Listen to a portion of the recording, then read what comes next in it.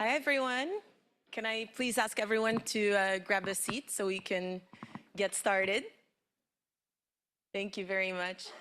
So, Excellencies, distinguished guests, and participants, we welcome you to this high-level event for celebrating 80 years of FAO Statistics, the achievements, the challenges, and paving the way forward. And it's obviously taking place here at the Sheikh Zayed Center at FAO. But we also welcome a large number of online participants who are joining us for this very important celebration of World Statistics Day, but also 80 years of statistics here at FAO. So this is really a celebration for all of us and for all our colleagues who I'm seeing wearing the blue t-shirts today, not only from the statistics division, but from all across FAO. So all our statistical colleagues who are gathered here today. So my name is Veronica Forovich. Some of you may know me. I'm a program officer with the statistics division here at FAO. And I'll have to be honest with you right away, I'm not a statistician, but that makes me all the more honored to be able to share this day today with the people who really know about how much numbers really matter and what an impact data really has in the progress that we're trying to charter across these 8 generations. So today, as I was saying, we mark a very important milestone. We're talking about 8 decades of FAO's commitment to data. So collecting it, analyzing it, and transforming it into knowledge, the type of knowledge that helps countries make better decisions for their people and for the planet. So as we celebrate, we're going to look back at FAO's rich statistical history. We're going to hear from experts from across the globe and from across the UN system and beyond, and reflect really on how data continues to guide the path forward towards reaching our zero hunger target, but also towards sustainable agri-food systems. Statistics are often called the silent heroes of progress and of policy, but I think that we can all agree that today's statistics are going to take center stage and really grab the spotlight of this very special day. So, before we begin, I actually have a few very practical notes here for our participants, both in the room and online. So this event is being recorded, and interpretation in 6 languages is available. For our participants online, you can just select your language on your screen. And for our participants in the room, you have the headsets on the tables on your seats. If you need any assistance, our messengers are obviously available to help. And let me just lay out today's event for you. So we will start with a short opening ceremony, which will be followed by our first session entitled 80 Years of Collective Achievements for Sustainable Development. Then we will have a panel discussion on the vital role of statistics in the decision-making process across the UN system and the world at large. Then we will open the floor for your reflections and your comments, so please note them down as we go. We will have a dedicated session on that. And then we will conclude with the closing ceremony, and after the closing ceremony, you're very welcome to come and visit our resource table and our small exhibition on the history of statistics right outside this room, and to join us for light refreshments. So first, let's start with a short video, FAO Statistics, 80 Years of Feeding Minds and Guiding Actions. Thank you.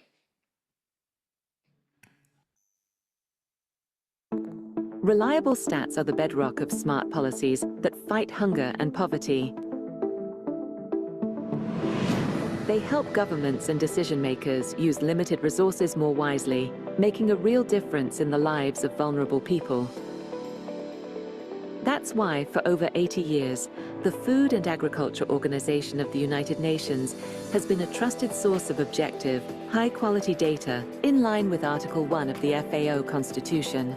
FAO not only collects numbers, it helps the world understand what they mean and how to use them to create impact. Every year, FAO gathers information from countries across the globe. This effort fuels more than 20 open access databases, covering everything from crop and livestock production, agriculture trade, food prices, fisheries and aquaculture, water, forests and biodiversity, food security and nutrition, and the Sustainable Development Goals. These insights are not just stored, they're shared and transformed into action. FAO regularly publishes reports, briefs, studies, and guidelines used by researchers, civil society, and governments alike. Among them, the state of food security and nutrition in the world stands out as one of the organization's flagship publications, offering key evidence on global hunger trends. Another cornerstone of FAO's publishing efforts is the Statistical Yearbook and Pocketbook series, which has been released since the organization's inception. These publications remain the most trusted sources of information on food and agriculture, fisheries and aquaculture, and forest products, offering reliable insights that help inform decisions and drive progress.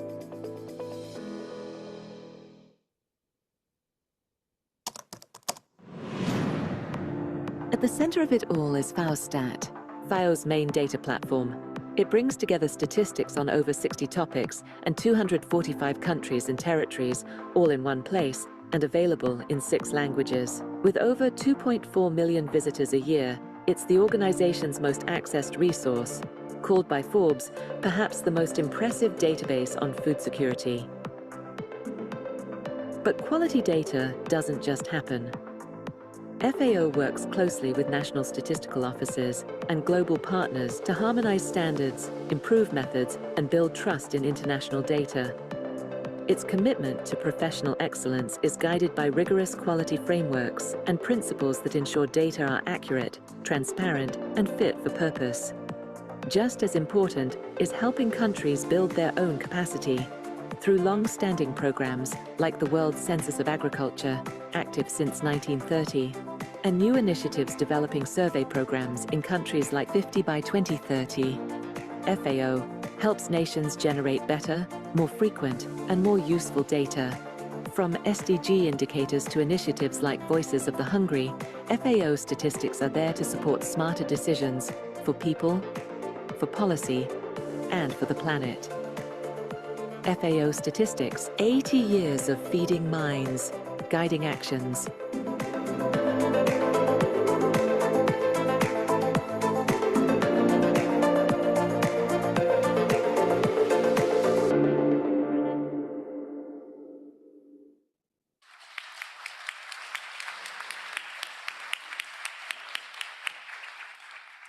Okay, so to officially open our event, we will hear some opening remarks from Mr. Maximo Torero, the FAO Chief Statistician, who unfortunately couldn't join us today for this event, but he has kindly recorded a video message for all of us.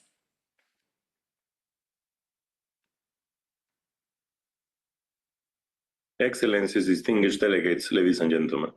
It's a great honor to welcome you to FAO celebration of the World Statistics Day 2025, a day of particular significance as it coincides with the 80th anniversary of the Food and Agriculture Organization of the United Nations.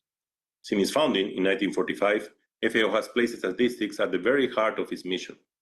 Since the beginning, we did the first survey on hunger, where 2/3 of the global population was on hunger. Article 1 on the FAO Constitution enshrines our responsibility to collect, analyze, interpret, and disseminate data on food and agricultural nutrition. For 8 decades, FAO has been a global leader in producing high-quality, impartial statistics that inform policy, guide investment, and support the global fight against hunger and food insecurity.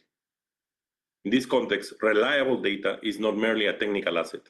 It is a strategic tool. It empowers governments to allocate resources efficiently, design effective interventions, and monitor progress towards national and global development goals.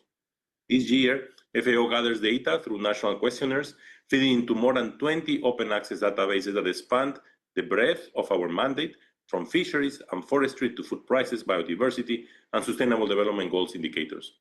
Our flagship platform, FAO Stat, welcomes over 2.4 million visitors each year, including policymakers, researchers, analysts, the private sector, and civil society. This reflects the vital role of FAO data plays in shaping decisions that affect lives and livelihoods around the world. This is a global public good of huge value, huge neutrality, and huge technical support. Data and statistics are part of the FAO DNA. They are one of the 4 accelerators for our strategic framework, underscoring the use of high-quality, timely, disaggregated data to drive evidence-based policymaking, foster innovation, enhance transparency and accountability, and track progress towards our shared objectives. By treating data as a strategic accelerator, FAO ensures that its interventions are more targeted, more coordinated across sectors, and ultimately more impactful, especially in advancing sustainable development. Disaggregated data in particular allow us to identify disparities, support vulnerable populations, and leave no one behind. However, colleagues and excellencies, as the world evolves, so do our challenges. The demand for high-quality food and agricultural data has surged, driven by global agendas and renewed understanding that ending hunger and malnutrition requires robust information systems. To meet this demand, we must not only produce, but also access, share, and use data effectively in a world that changes every day. To meet these challenges, FAO pursues a twofold strategy. Our first pillar focuses on strengthening national statistical capacities. We support countries in producing and disseminating their own agricultural statistics because sustainable data systems must be built, owned, and trusted by those who use them, our members. With our donor partners, FAO invests heavily in capacity development initiatives such as the World Census in Agriculture, the 50 by 2030 initiative, and the Voices of the Hungry project, which helps countries measure and analyze food insecurity more effectively. The second pillar is about innovation, leveraging alternative data sources and data science methods to fill critical information gaps, but assuring scientific neutrality and scientific quality of all the innovation that we bring. Through initiatives such as the FAO Data Lab for Statistic Innovation, we are experimenting, testing, and applying cutting-edge tools, including the big data and machine learning, to produce more and better data for decision-making. We are also making a great effort to bring the One FAO approach to our data and statistics. We have launched the Geospatial platform. We also have launched our Situation Room in the Liberia Room. Those two are key indicators on how we are bringing together the power of data and quality of data analysis that we had at FAO. This, of course, joins to our famous FAO Stat, which, as I mentioned before, is heavily used. So we hope by combining all these two pillars, we can achieve the goal that we need to put in place.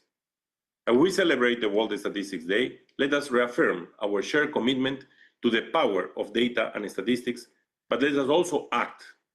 I call on all stakeholders, governments, civil society, academia, and international partners to redouble their efforts, not only to improve the quality of food and agricultural statistics, but also to ensure that these data are used and transformed into concrete action. We also, of course, need to innovate in how we collect data for systems, and we are already working on that, and we already have significant publications on indicators that we're using on the system approach. So colleagues, excellencies, let us work together to enhance data availability, harmonize standards, and ensure that the statistics serve the ultimate purpose to drive meaningful change in people's lives based on solid information, quality information, neutral information, and scientifically grounded so that we can achieve the correct goals that we need to achieve in the most effective and efficient way. Together, we can build a future where decisions are informed, policies are effective, and no one is left behind. So I thank you enormously, and happy World Statistics Day, and I hope we can continue collaborating together to achieve such an important mission and DNA of FAO, which is our data and statistics. Thank you very much.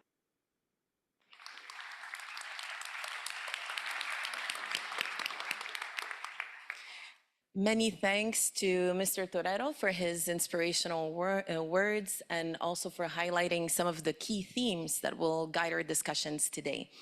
So now we turn to session 1, which is titled 80 Years of Collective Achievements for Sustainable Development, Serving People and the Planet. And this session really highlights how statistics really have always been at the heart of FAO's work from the very beginning, supporting evidence-based decision-making. So to begin, I'm going to invite Mr. José Rosero Moncayo, who is our Chief Statistician and Director of the Statistics Division here at FAO, to lead us in this presentation. Thank you.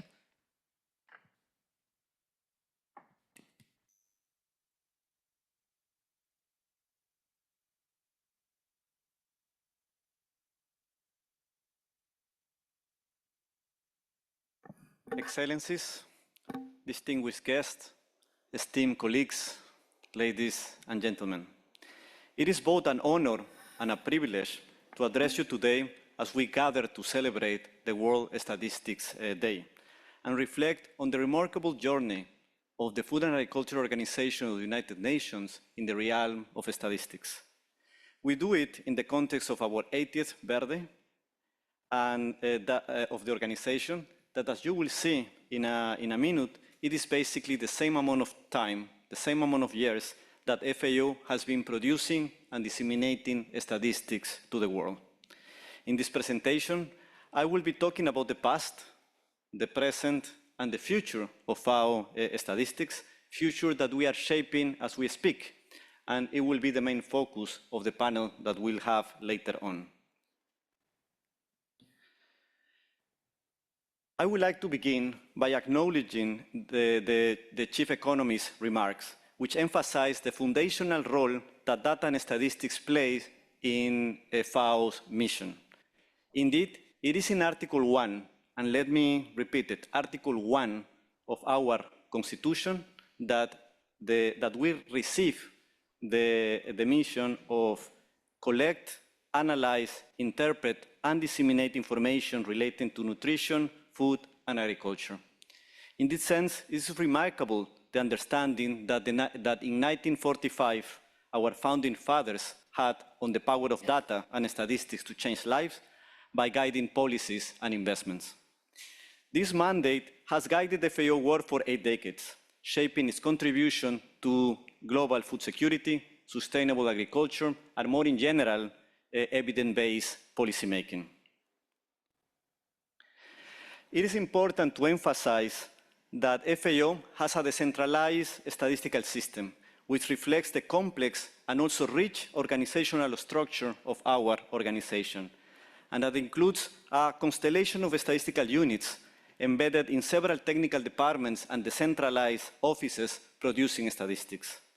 Behind the scenes, about 300 employees, among them statisticians, analysts, and support staff, work in a daily basis on the task of producing and disseminating the statistics.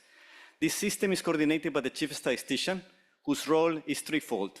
First, to foster consistency of FAO statistical program with our strategic framework.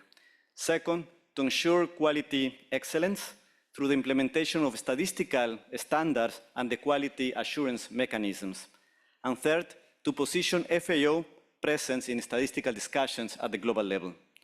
All of these different elements constitute the big family of FAO statistics, all proudly united by Article 1 of our FAO Constitution.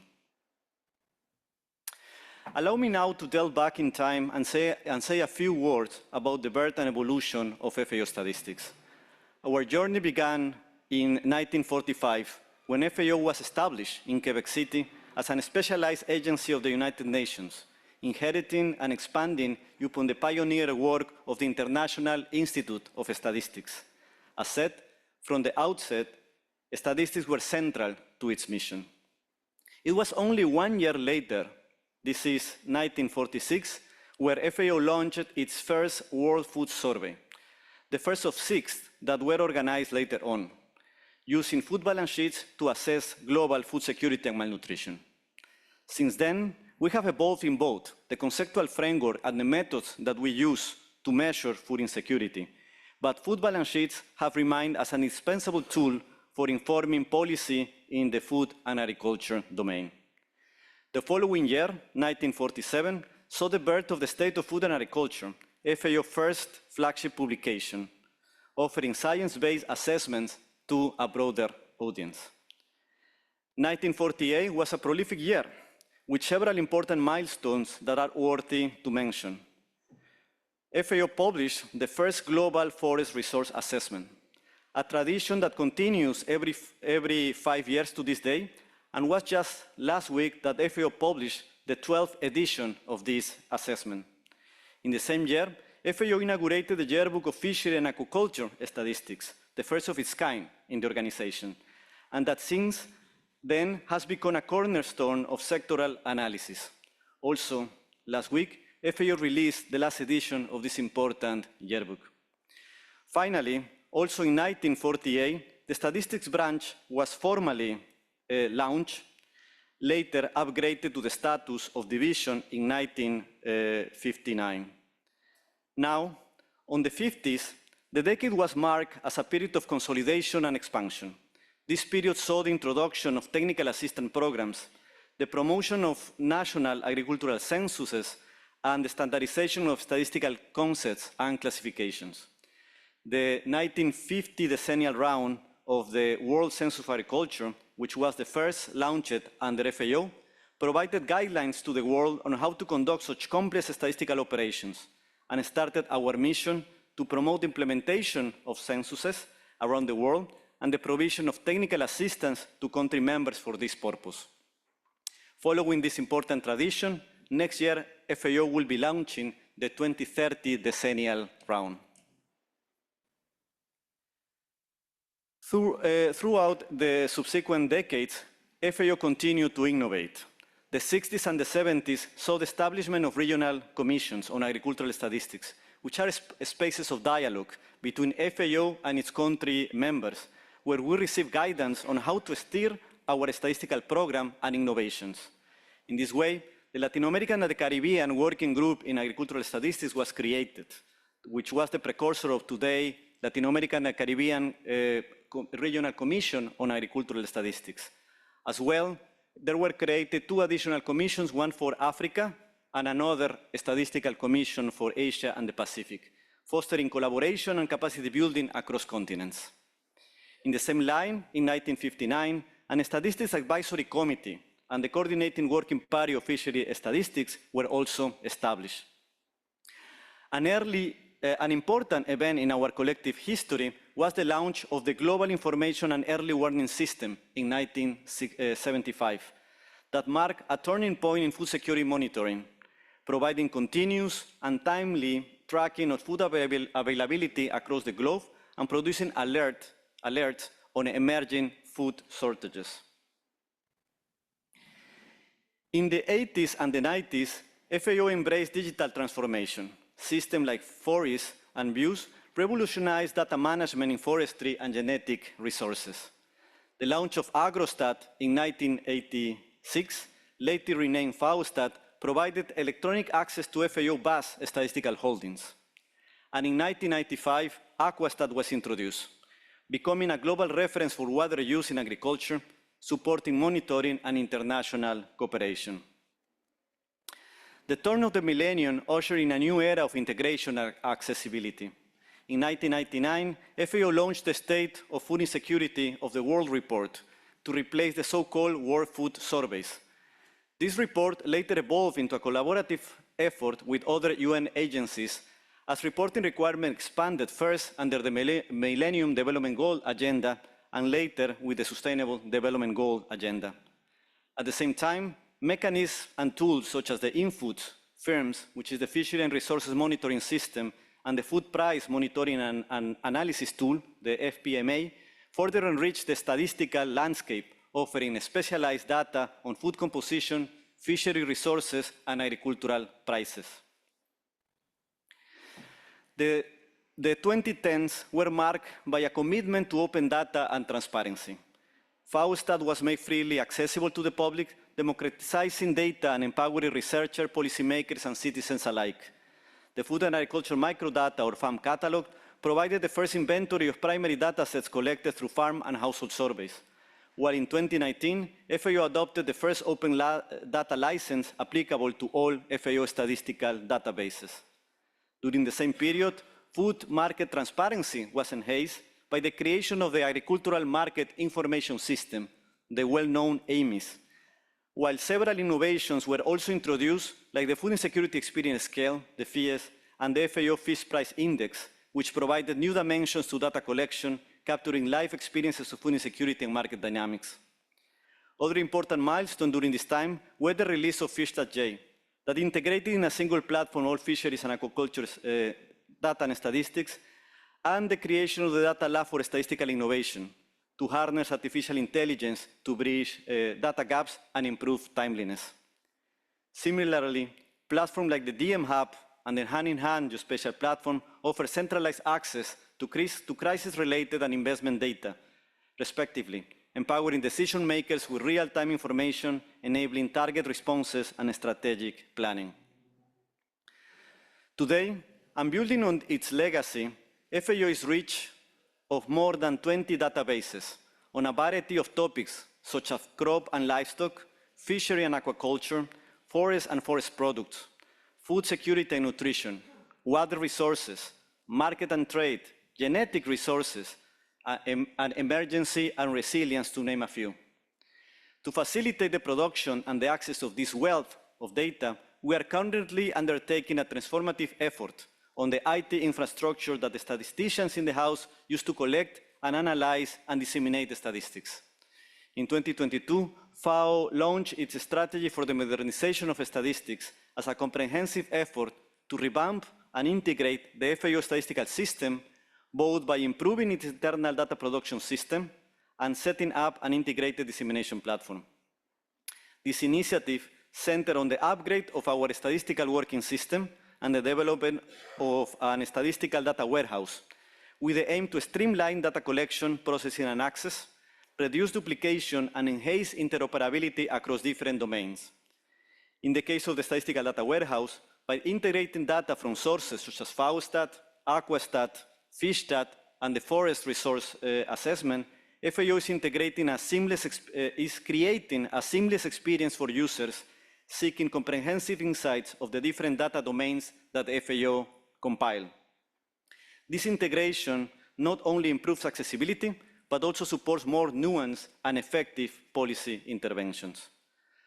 As we look to the future, FAO is now aiming to expand its statistical work to encompass the entire agri-food system and shed light on the hitherto lesser-known facets. Initiatives like the Food System Countdown Initiative are pioneering new frameworks and methodologies to monitor sustainability, resilience, and equity beyond the sectorial approach of food and agriculture and using the more holistic approach of agri-food systems. Behind this, there is the recognition that if we want to support the access of population to healthy diets in a sustainable, resilient, and just manner, it's imperative to transform the agri-food systems, and that in order to guide this transformative process, a new set of indicators are needed in order to inform decision makers. In this way, the Food System Countdown Initiative provides a comprehensive framework for tracking progress towards sustainable agri-food systems, integrated indicators across different dimensions of such systems, such as diets, production and environment, livelihood, resilience, and governance. One element that I would like to stress is that at the heart of making more data available globally is our commitment to data quality. To achieve this, we rely on a twofold approach. On one hand, we are developing, implementing, and continuously updating our methods, standards, and statistical data quality assurance framework to fill data gaps and bring cost effectiveness in our processes. For instance, innovation in the use of remote sensing technologies, of artificial intelligence, automated analysis, and participatory approaches are being integrated into statistical processes, ensuring that data are not only accurate, but also fit for purpose and responsive to local context. On the other hand, we are committed to building country statistical capacities. We are convinced that the best way of ensuring that the statistics disseminated by FAO are accurate, consistent, and timely is supporting our natural partners, our member countries, to produce more and better data. To achieve that, FAO Statistics implements several capacity development programs. Among our flagship programs, the Global Strategy to Improve Agricultural and Rural Statistics has provided a framework for strengthening national statistical systems since from the last 13 years. Through the Voice of the Hungry program, we have and we are providing support to countries to produce and disseminate food security statistics. Through the World Census of Agriculture, the 50 by 2030 initiative, and targeted technical assistance, FAO is equipping national statistical offices with the tools, trainings, and methodologies needed to produce high-quality, timely, and relevant data.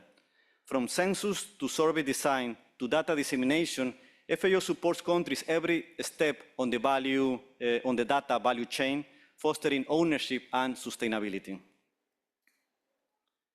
But delivering our statistical mandate is a joint effort. FAO wouldn't be successful without this close collaboration, which, as I said, first the national statistical agencies and ministers of agriculture, but also the broader statistical, academic, and research community and our technical and financial partners. We wouldn't be successful either without the dedication of FAO Statistics staff, who work tirelessly behind the scenes to bring this data to the world. Therefore, I want to take this opportunity to express my heartfelt thanks to all of you, to all the big family of FAO Statistics, but at the same time, to our partners and everybody that actually makes this effort possible.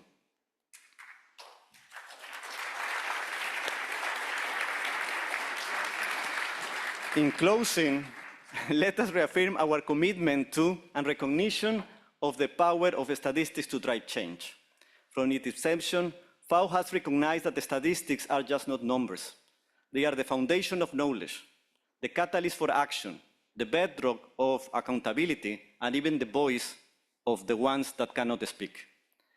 As we celebrate 80 years of FAO Statistics and look ahead to the challenges and opportunities of the future, let us commit to work together to strengthen our statistical systems, embrace innovation, and ensure that data serves everyone and everywhere for better production, better nutrition, better environment, and better lives.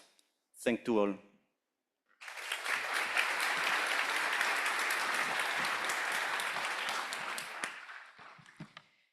Thank you so much, Jose, for this wonderful presentation about 80 years of statistical work here at FAO, and really for taking us through this trip through time from very humble beginnings to a very complex and promising landscape that we have ahead of us for the future. So now I'd like to introduce Piero Conforti. He's the Deputy Director for Data Generation and Capacity Building here in the FAO Statistics Division. And Piero will officially launch the World Food and Agriculture Statistical Yearbook 2025 and present us some of the key findings. Over to you, Piero.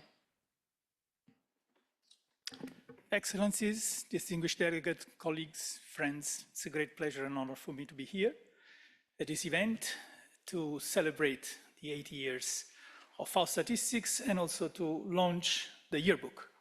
Now, the yearbook is in a way, since FAO data exists, the flagship publication that launches the data, that disseminates the data, and has gone through a long history that, in a way, mimic the one of the organization.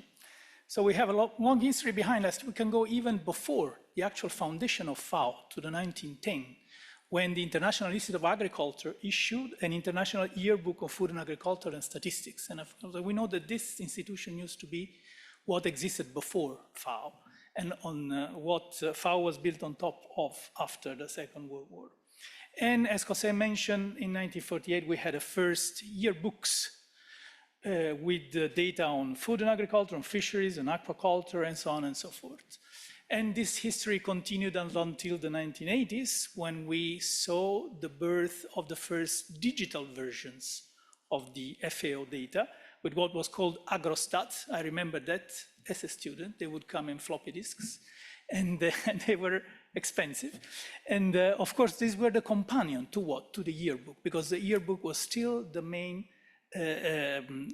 tool to disseminate the data. In going through this period, we had more events and more milestones. We want to note the consolidation of the first FAO yearbook on fisheries and aquaculture statistics in 2008. And I should say that since 2020, making a huge jump, with Jose, under his guidance, we really launched a revamp of the agricultural statistical yearbook, the way you see it today and the way we are presenting it today to you. Now, first of all, the thing to note is that there has been a very much evolving role of this tool. It went all the way from being the main way to disseminate the data. You would look at the yearbook as the place where the data would be published. To what? To something that we use for consultation, for showcasing, for getting quick access to some specific numbers, because all our data that have become so numerous, is now published on digital platforms such as the FAO Stat, the Aquastat, the FishStat-J, and so on and so forth, and all this. And I would like to note that we record at the moment more than 20,000 indicators just in FAO Stat, okay? So this has become something that has affected the way we consider the yearbook and the way we use it. And now we are looking into the future, into a yet new step in the evolution of the way we will access and consume data. Because it's no secret that we're all considering the artificial intelligence-based tools that will allow us to access directly the information that we gather through platforms such as the FAO Stat. So we are probably on the verge of a new huge change in the way we communicate the data. Still, the yearbook is there as a companion to all this, as a tool to showcase all this. At the same time, we had, of course, a growing set of data to be presented. When we go back to the post-Second World War period, basic data was what? Food balance sheets, production, and few more things. Now we have huge domains such as food security and nutrition, environment and climate change, input use, food value chains, investment censuses. You find all this in FAO Stat and in FAO Statistics as topics that have been piling up and adding to the effort. And of course, one major effort was undertaken in supporting the monitoring of the Sustainable Development Goal. So the way to monitor what happens with the 2030 agenda for sustainable development. And we have a section of our platform that is dedicated to this and a consistent effort to manage it in an efficient way in communication with the rest of the UN, particularly UN Statistics Division in New York. So at the same time, it was mentioned that the process of producing and using statistics at FAO has been decentralizing under the aegis and the oversee of the chief statistician. The chief statistician was established relatively recently. And the yearbook collects data that comes from all that. So you will see data on the economic dimensions of agriculture, on nutrition, and this corresponds to all the collaboration we were mentioning into the beginning of this presentation. So this speaks for the fact that the yearbook is really a collaborative tool. So the work reflected in there is the work of many colleagues from several different divisions. The last one quoted also by the chief economist, Massimo Torreri, is the situation room. Very important tool to manage emergency. This is also part of our decentralized statistical system that finds a spot in things like the yearbook. We have now a family of yearbooks. We have one for food and agriculture, but we have one for fisheries and aquaculture. We have one for forestry products, and these are all part of the same family in a way to stress that we have a common identity, and also graphically you see them pictured here. The revamp of the 2020. We try to make an effort to center more the yearbook on the data produced by FAO, to tell stories, just rather than just proposing numbers, to make an extensive use of maps, interactive tools to showcase what data tells. We have established systematic outreach to other tools like Wikipedia, for instance. Our data find a systematic outreach in that context to make sure that dissemination is wider. We, of course, are all into shifting toward, from a focus on agriculture as such, to a focus on agri-food systems as complex ways to produce, transform, and consume agricultural and food products. And this, of course, implies more complexity in the way data are organized. And the effort has been, in the last few years, to establish every year a few topics on which we, let's say, attract attention of readers in the yearbook. So this year, particularly, we have the 100-year celebration of the World Program of the Census of Agriculture that was started first in the 1930s by the International Institute of Agriculture before FAO existed. So we are, in a way, acknowledging that and having in the yearbook some data, some structural data from those censuses round over the last 100 years. I think it's a very interesting way to to acknowledge this event and to provide information. Improve data on forestry. We just launched the assessment of the forest, the global assessment of forest that happens every 5 years. a few days ago. And we have a new SDG indicator that is very important on dietary diversity, which finds a place in the yearbook. And if you look back in the past few years on the editions, we have had many innovations that we highlighted. The creation of a food and diet domain is one. The creation of agri-food system emissions data, the publication of agri-food system emission data, of employment data, on the cost of affordability of healthy diets, data on food value chain and how values are distributed along food value chains, structural data on census. These are all innovations that were showcased, in this case, in the yearbook and included in our digital platform and data sets. Let me also mention that the yearbook comes with a companion. The companion is a pocketbook. It's a small size, small scale synthesis of the yearbook that is actually made on purpose to be handled to people and carried in a pocket so that one can have a quick consultation. Of course, this is in a way at odds with another policy that we have, which is to avoid printing physically books. So all these are digital products to begin with. But we believe that the pocketbook can be an important exception because many people can carry this tool to meetings and have it at hand when the time comes to consult and go back to some few figures. Here you have, of course, the scan code. We just launched this today, the 2025.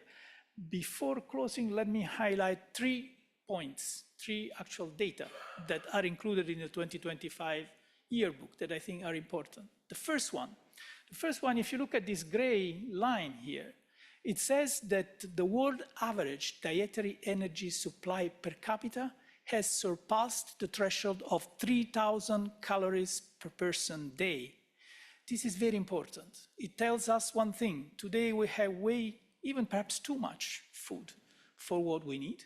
So even more, it reinforces a message that we know that the whole issue about food security has to do with how the food is distributed across the population.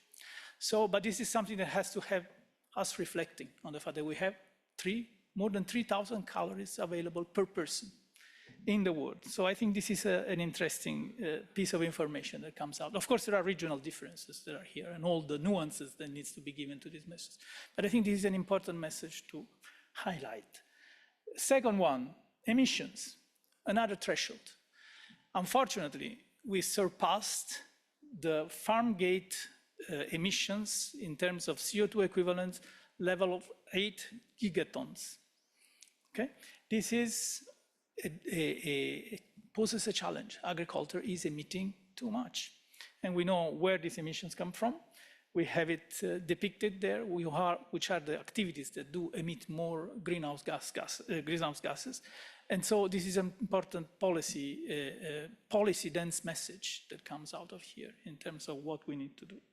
And finally, talking about forestry, we saw that if we take the value of exports, world exports of forest products, including all the products and byproducts, we come to a volume that surpasses $500 billion a year in the last few years. Just to give you an idea of the gigantic size of this industry. So this and a lot more, of course, you find in the yearbook and to some extent in the pocketbook. I thank you very much for your attention.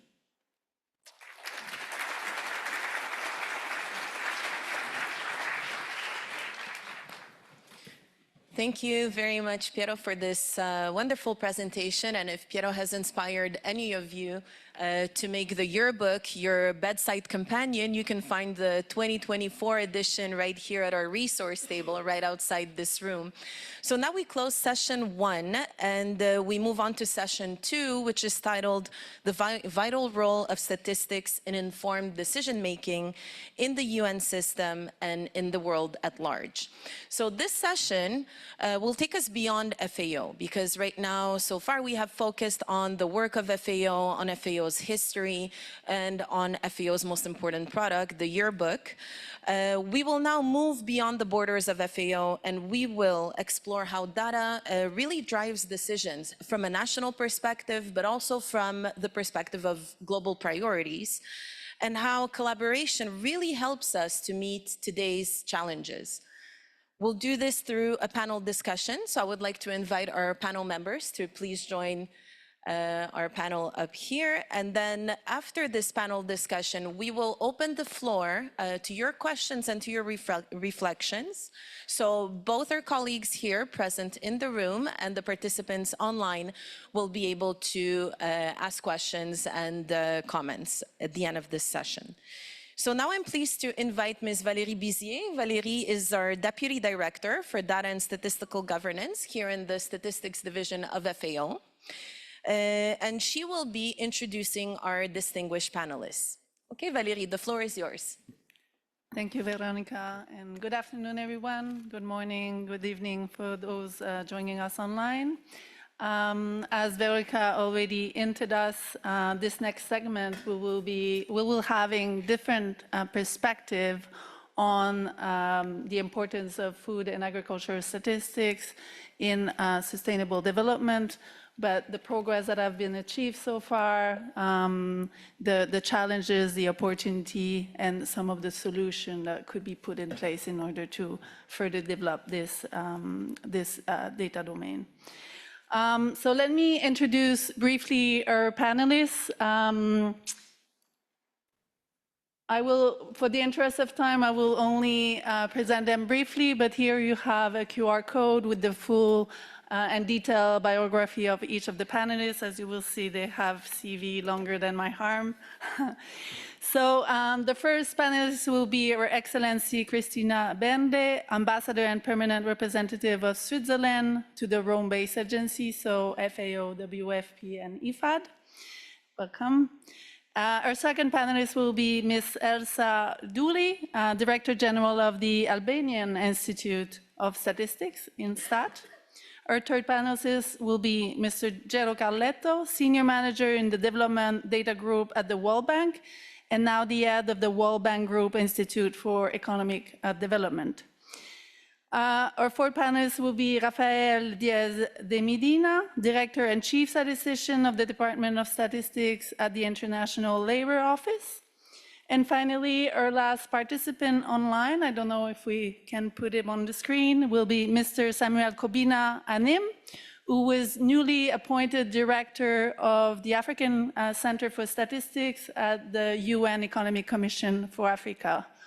So I would like maybe to give a warm round of applause to our panelists and welcome them today.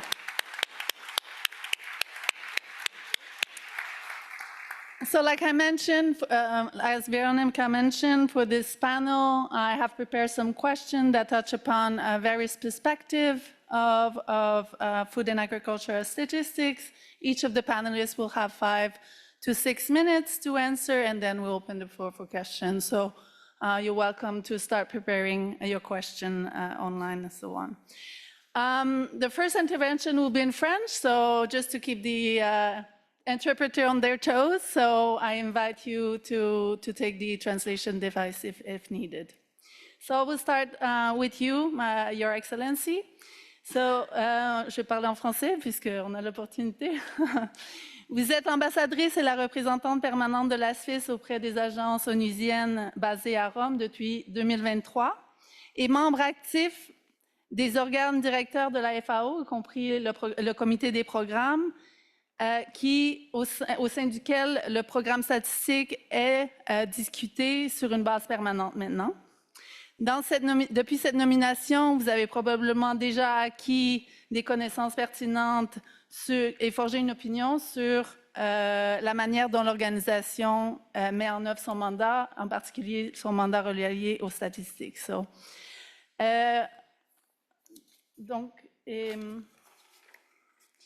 Selon vous, quel est le rôle des statistiques pour permettre à la FAO de remplir son mandat et de relever les défis urgents auxquels sont confrontés les systèmes agroalimentaires aujourd'hui? Pouvez-vous également nous dire plus en détail les défis actuels pour lesquels, selon vous, de meilleures données pourraient contribuer de manière significative à la réalisation de la mission de la FAO? Et d'un point de vue politique, quelle serait la meilleure façon de relever ces défis? Merci. Merci beaucoup. Welcome, everyone. Thank you very much for attending. I think this is a very important day also for Switzerland as we are celebrating also a statistical anniversary. I will continue in French. Donc, Excellence, chers participants, comme je l'ai dit tout à l'heure en anglais, c'est pour moi un immense honneur et un plaisir surtout de participer à ce panel de haut niveau avec des co-panélistes distingués, extrêmement experts. Donc, j'espère que je vais pouvoir vous donner un point de vue gouvernemental qui vous sera peut-être utile à titre de comparaison, qui va couvrir évidemment les questions qui ont été posées ici par Valérie de la FAO, concernant la collecte, la diffusion et surtout l'utilisation des données statistiques. J'ai déjà entendu pas mal de choses qui ont été présentées dans le panel précédent, donc je vais y revenir pour autant qu'elles concernent les intérêts de la Suisse. Donc, pour la Suisse, les statistiques de la FAO sont évidemment un élément essentiel de son mandat constitutionnel qui consiste, comme tout le monde le sait, à collecter, analyser, interpréter et surtout ensuite à diffuser des informations sur l'agriculture et l'alimentation. Ce mandat n'est pas seulement historique, comme nous l'avons vu, il définit encore aujourd'hui la valeur intrinsèque de la FAO. Selon nous, des données fiables et accessibles sont des biens publics, tout simplement, et ils doivent permettre la responsabilité, la confiance et la prise de décision éclairée à tous ceux qui en ont besoin. Les normes, les classifications, les indicateurs mondiaux de la FAO dépendent naturellement de la qualité de ces fondements statistiques, puisqu'ils sont issus d'une organisation normative. Et selon nous, le maintien de cette fonction normative nécessite des systèmes de données qui sont crédibles, qui sont dotés de ressources suffisantes et indépendantes. Ces données, ces statistiques fiables et vérifiées sur le terrain sont le fondement de cette responsabilité et le fondement de politiques qui sont basées sur des preuves et qui font adhérer évidemment la confiance du public. Donc selon nous, malgré les temps modernes que nous vivons, sans validation sur le terrain, même les meilleurs modèles d'intelligence artificielle ou de plateformes numériques risquent de produire des résultats qui sont trompeurs ou très biaisés. Les données qui ne peuvent être vérifiées pourraient donc amplifier les inégalités au lieu de les réduire, ce qui est évidemment l'objectif du travail que tous les collègues font ici. Naturellement, les approches numériques et basées sur des modèles peuvent améliorer la couverture, améliorer la rapidité du travail, mais elles doivent compléter et non tout simplement remplacer des statistiques officielles. Selon nous, la confiance du public dans les statistiques, et je l'ai aussi rencontré en Suisse dans les débats, dépend également de la transparence et de l'indépendance de ce travail. En effet, lorsque des chiffres nationaux ou internationaux sont incohérents ou sont influencés par des considérations politiques, la crédibilité s'efforce à vitesse grand V.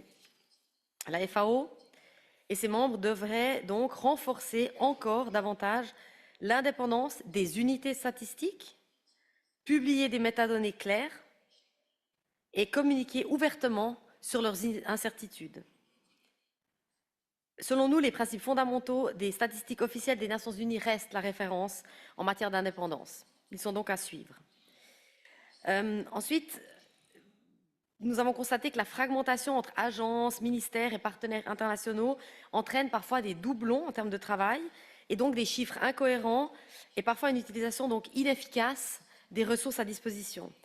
Il est donc essentiel de renforcer ici, comme dans tout autre domaine, la coordination au sein de la FAO, mais aussi avec les systèmes nationaux, afin d'éviter la création de bases de données qui seraient faites en parallèle et pour permettre d'assurer ainsi une cohérence au sein même de tout le système des Nations Unies. L'intégration est, selon nous, tout simplement un synonyme d'efficacité. Donc, consolider des systèmes de données dans un cadre cohérent peut, selon nous, réduire les coûts et renforcer l'impact. Et c'est quelque chose que nous recherchons beaucoup ces temps à la FAO pour des raisons évidentes. Alors que la FAO réforme en ce moment son architecture statistique, la coordination doit remplir à la fois son rôle opérationnel et normatif, tout en garantissant une comparabilité mondiale qui reflète les réalités nationales. On demande un peu tout et encore plus à la FAO, mais on estime que cette réforme est l'occasion de se pencher sur ces défis. La demande de données fiables continue de croître dans le monde, alors que les ressources essentielles pour le travail de la statistique de la FAO sont en diminution. Selon nous, des mesures concrètes sont donc nécessaires maintenant pour remédier à ce déséquilibre, telles que la création d'un guichet de financement, par exemple, dédié aux statistiques alimentaires et agricoles, afin de pouvoir garantir un financement prévisible dans le temps. Par exemple, l'affectation d'un petit pourcentage de chaque projet du programme de coopération technique au soutien de la collecte, de la validation et de l'analyse des données permettrait peut-être de fonder chaque intervention de la FAO sur des données factuelles en amont. L'intégration des données dans les budgets opérationnels permettrait également de renforcer la capacité de la FAO à fournir des données fiables et à mesurer son propre impact. Nous sommes occupés ces jours, comme vous l'avez mentionné, notamment moi-même avec 10 autres collègues, à guider la FAO au sein du comité des programmes et au sein du comité des finances pour son budget et son prochain programme pour le prochain biennium. Et nous ne manquerons pas de signaler l'importance de telles ressources pour la FAO. Enfin, j'aimerais juste revenir sur un point essentiel. Selon nous, la gouvernance des données doit respecter la vie privée, l'inclusion et l'équité. Et les données appartiennent, et c'est important de le dire, même si le temps est terminé, les données appartiennent aux personnes qu'elles décrivent et doivent servir l'intérêt public et non pas principalement les intérêts politiques et commerciaux.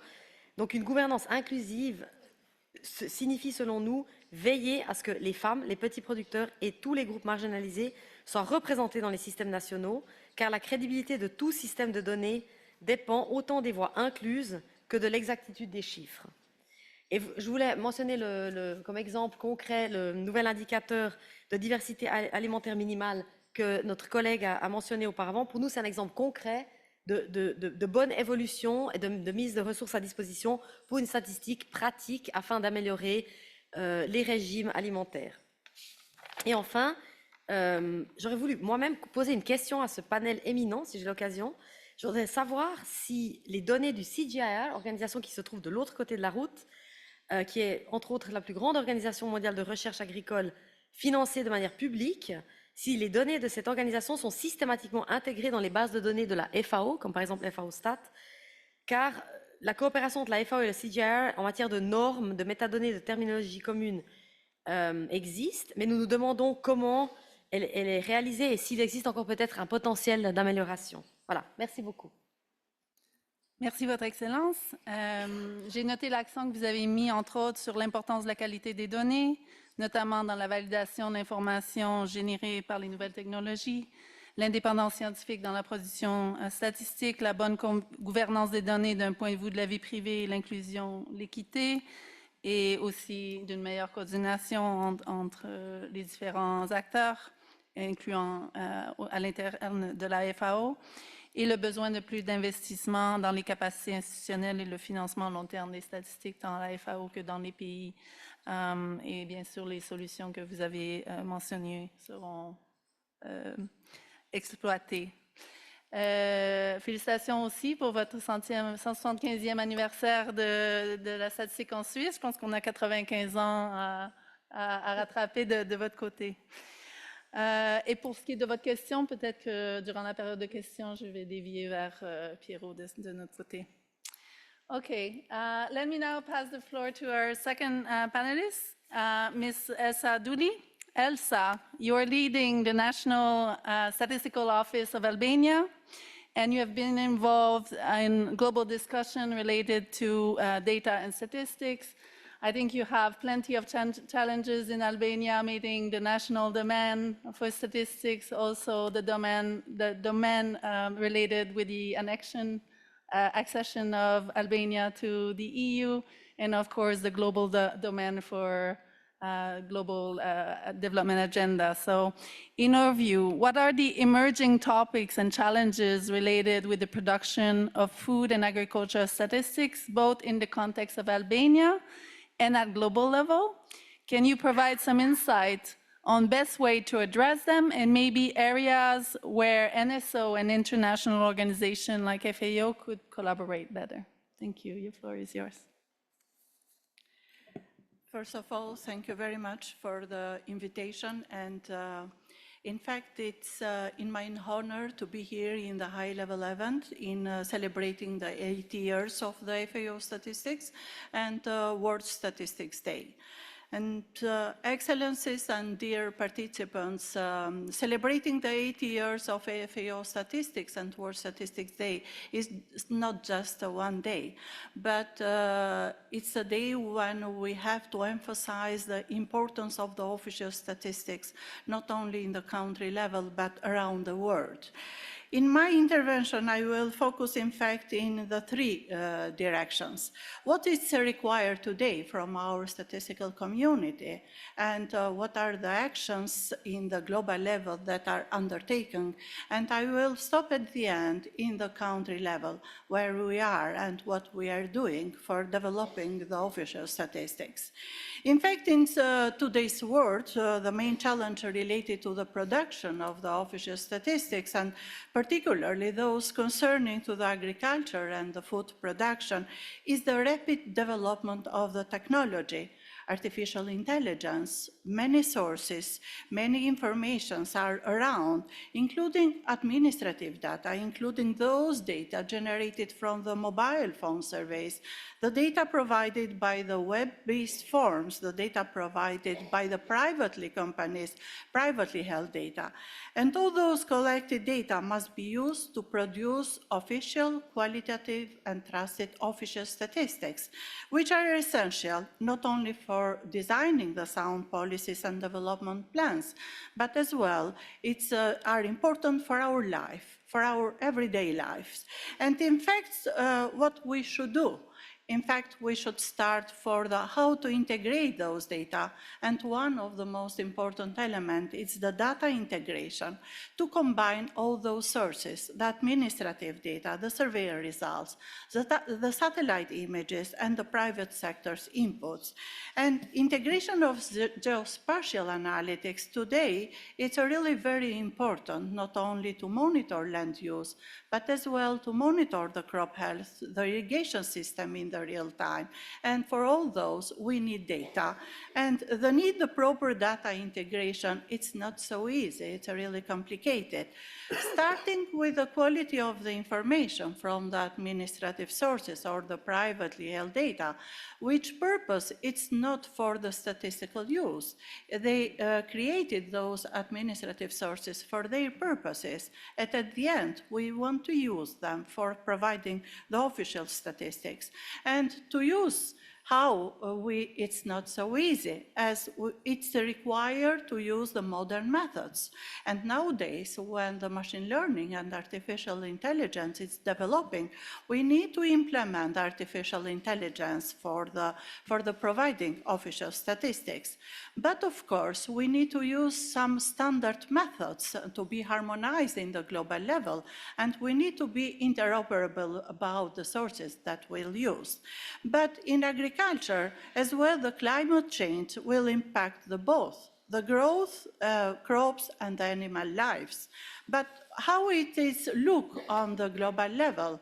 In fact, recently the United Nations Global Framework and the recent in the Medellin in November last year, it was mentioned the three main strategic priorities, which were always focused on innovation and modernization, on data accessibility and communication, in statistical literacy, and here mentioning the ethics principle in the various sources of the information that are exchanging today between the others, and as well the data protection. We should be confidential in the data that we use.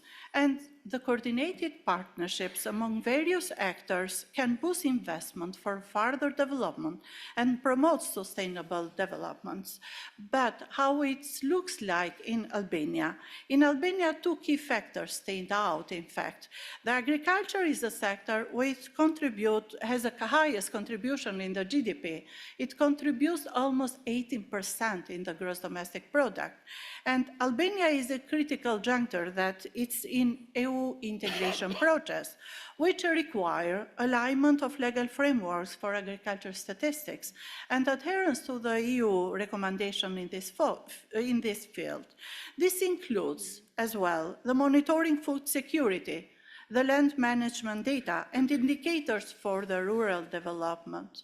According to the latest Eurostat assessment, despite the gradual progress, much remains to be done. improvements are needed in data collection methods, increased use administrative sources, better quality of the register, farm and livestock registers, adoption of the innovative data processing methods and dissemination. But what are some measures that which should be taken? Alignment with the European statistical standard is critical, including monitoring food security, land use, rural development indicators, as the farm and livestock register in Albania need modernization to improve data quality and coverage, and the limited infrastructure and capacity gaps faced in agriculture statistics. To ensure comparability with other countries, it's essential to follow and implement international FAO standards and recommendations, and a key instrument is a public-private collaboration. We must develop more granular data. We must develop the localized indicators for climate resilience, for sustainable land management, and biodiversity to meet the SDG targets and EU benchmark. Thank you very much for your attention, and I open for any question. Thank you. Thank you, Elsa. I take a few points out of your discussion points, the impact of technological development in terms of new data that can be integrated, and the need to use a new statistical method, and of course to have standards for these methods that are harmonized across a country in order to facilitate the integration beyond the countries. So thank you again, Elsa. I will now turn to our third panelist, Mr. Gero Carletto. So Gero, you are the agriculture economist on this panel. You have a long-standing experience, I will not say how many years, in the production of poverty, food security and nutrition, agriculture and rural development statistics at the World Bank, and also more recently in increasing the use of statistical data for impact in development economy. So, and you have collaborated on many, many occasions with FAO. So in your perspective, what is the importance of food and agricultural statistics and FAO statistical work for sustainable development?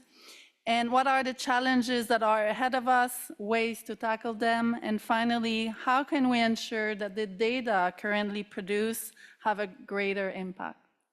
The floor is yours. Thank you, Valerie, and thank you for the organizer for the invitation. I don't know why in every discussion I'm in, my age always comes up. So I'm not sure if it's like something I should be proud of. But anyway, in this particular case, since FAO is turning 80, I'm actually the young one in the room. So congratulations to the 80 years and looking so young. So they say 80s is the new 70s, so that's pretty good. Your question, which are actually 3 questions, so I'm not sure I have 5 minutes for each question, but I think I'm going to try to summarize in 5-6 minutes. So you're asking about the importance of statistics and the work of FAO, the challenges, and the impact. I think I'm going to go very quickly on the first part because it's like I've been in a room with people in T-shirts about FAO statistics to tell you about how important your work is. I think would be kind of a little bit of a waste of my precious 5 minutes. But I just want to emphasize one point, which is I think is important. Like every country I go to, and as Valerie was saying, I've been around the block for a few years, like about half of the age of FAO. Every country, every policymaker, practitioner, statistician, they ask the same thing. What does FAO say about this? So once, like a few years ago, somebody said, like I said, in 1960, I was doing some work on cassava. So, and it's like the 1968 to 69, guidelines by FAO says, which was unfortunately was 40 years ago, 50 years ago. So things have changed. But in some country, it's the Bible, like just what FAO said. And I think the standard setting, I think is one thing that is, again, enshrined in FAO's mandate. And I think this is something that I think we should all celebrate in 80 years later, but then hopefully some of you for the next 40 years. So on the second part, which is the more challenging part, which is about challenges, and there are many challenges, I'm going to focus on a couple of things, and I think actually Elsa kind of preempted some of the point that at least one point that I was trying to make, which is about integration. I think this is the challenge now. As we need to think about how to be more cost effective, how to use more efficiently the data that we have. Integration is key. And to think also only about, or at least focus too much on production data when we're thinking now agri-food systems, complex value chains, integration becomes, but when we talk about integration, unfortunately, a lot of context, we think about, okay, we have this data, how are we going to fit a square peg into a round hole? How are we going to integrate it? We need to start thinking integration ex ante, how we build systems, how we build tools, how we build instruments, which fit with each other. Kind of this concept of interoperability by design. We need to design whether it's a survey, it's a census, spatial data, things, administrative data particularly, that kind of fit with each other, ex ante, not that we need to force it later on. And I think that's also, it's a huge agenda, which you want a huge agenda, which you're already making huge progress, but I think this is something that we need to continue. Then is something that number two, which is something that Jose already mentioned. I mean, I think it's been mentioned by previous speakers, access, data access. So we need to think on how to rethink, rebalance. And this, we need to go back to how we do projects, statistical projects, how we engage with countries in balancing the money that we spend in production with the money that we spend on dissemination, access, use of data. So, which kind of, I will touch again on this point in the impact part, because at the end of the day, so we have a lot more data, 20 minutes left. Okay, so then it's, I can't see with my glasses. Okay, and then one point which was raised, AI. AI can help, but AI, let's not forget, and I think it was mentioned by the ambassador, human enhanced AI. So I think we need to think about how we use AI in a way that helps making data more accessible. Two last point, if I can get to it. One, I think this time, I mean, I always find myself, again, fighting the fact that data is always implicit in every conversation that we have. Once we were discussing a research strategy at the bank, at the World Bank, and there was the word data was not even mentioned. When I asked, like I was told, of course, it's implicit. Let's not make it implicit, let's make it explicit. So data, it should be part of a strategy. And if I may, I mean, I'll say something about it. So the 4 betters, there should be 5 betters. It's better data for better production, better nutrition, better. So, because I think, again, we need to make it explicit that we're working on something which serves a lot of the goals and achievement and outcomes that we're trying to achieve. So I think that's obviously, it's not a suggestion it's going to be taken, but I'm just, it's not. And then one final point, admin data. Again, we've been talking about fixing admin data, routine data system for the longest time.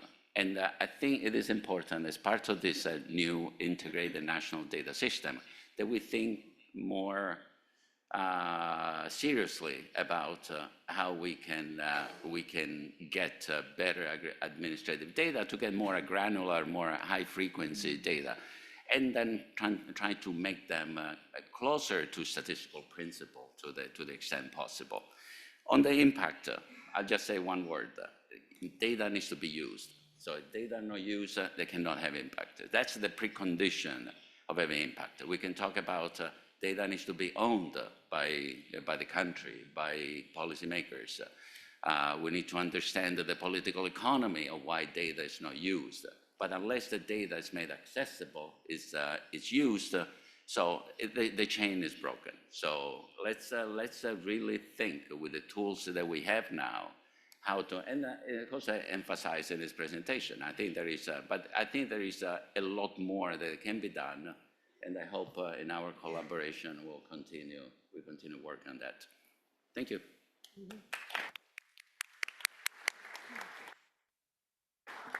Thank you, Jero. Yes, I start to see that there's a trend in terms of things that we should work on in terms of data integration.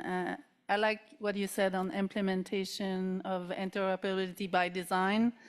Also the importance to make data more accessible, especially in grasping AI to support that, make data more explicit in all our strategy and intervention, invest in administrative data, as Elsa has mentioned, and of course, improve the condition for data use and greater impact. So thank you again for your wisdom.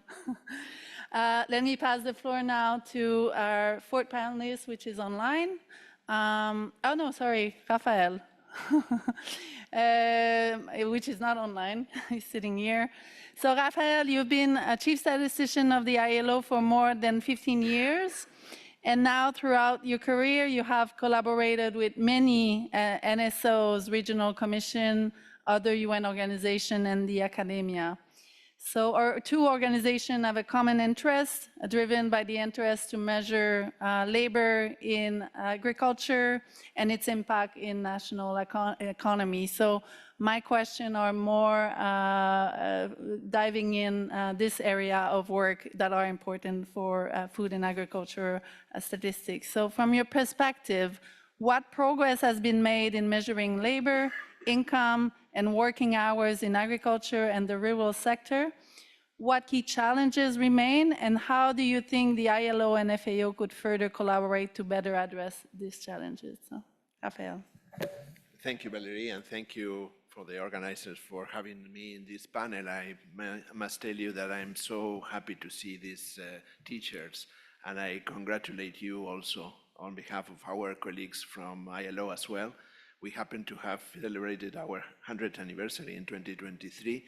So although we are older, I think we share also the happiness of congrats to all the staff and all the decentralized parts of FAO that provides a whole array of indicators and data. You know, ILO and the FAO has been working together not only on the statistical field, but also on the policy level. And of course, because of that, the information and the data that we jointly produce, I think we have made a lot of progress in terms of labor issues.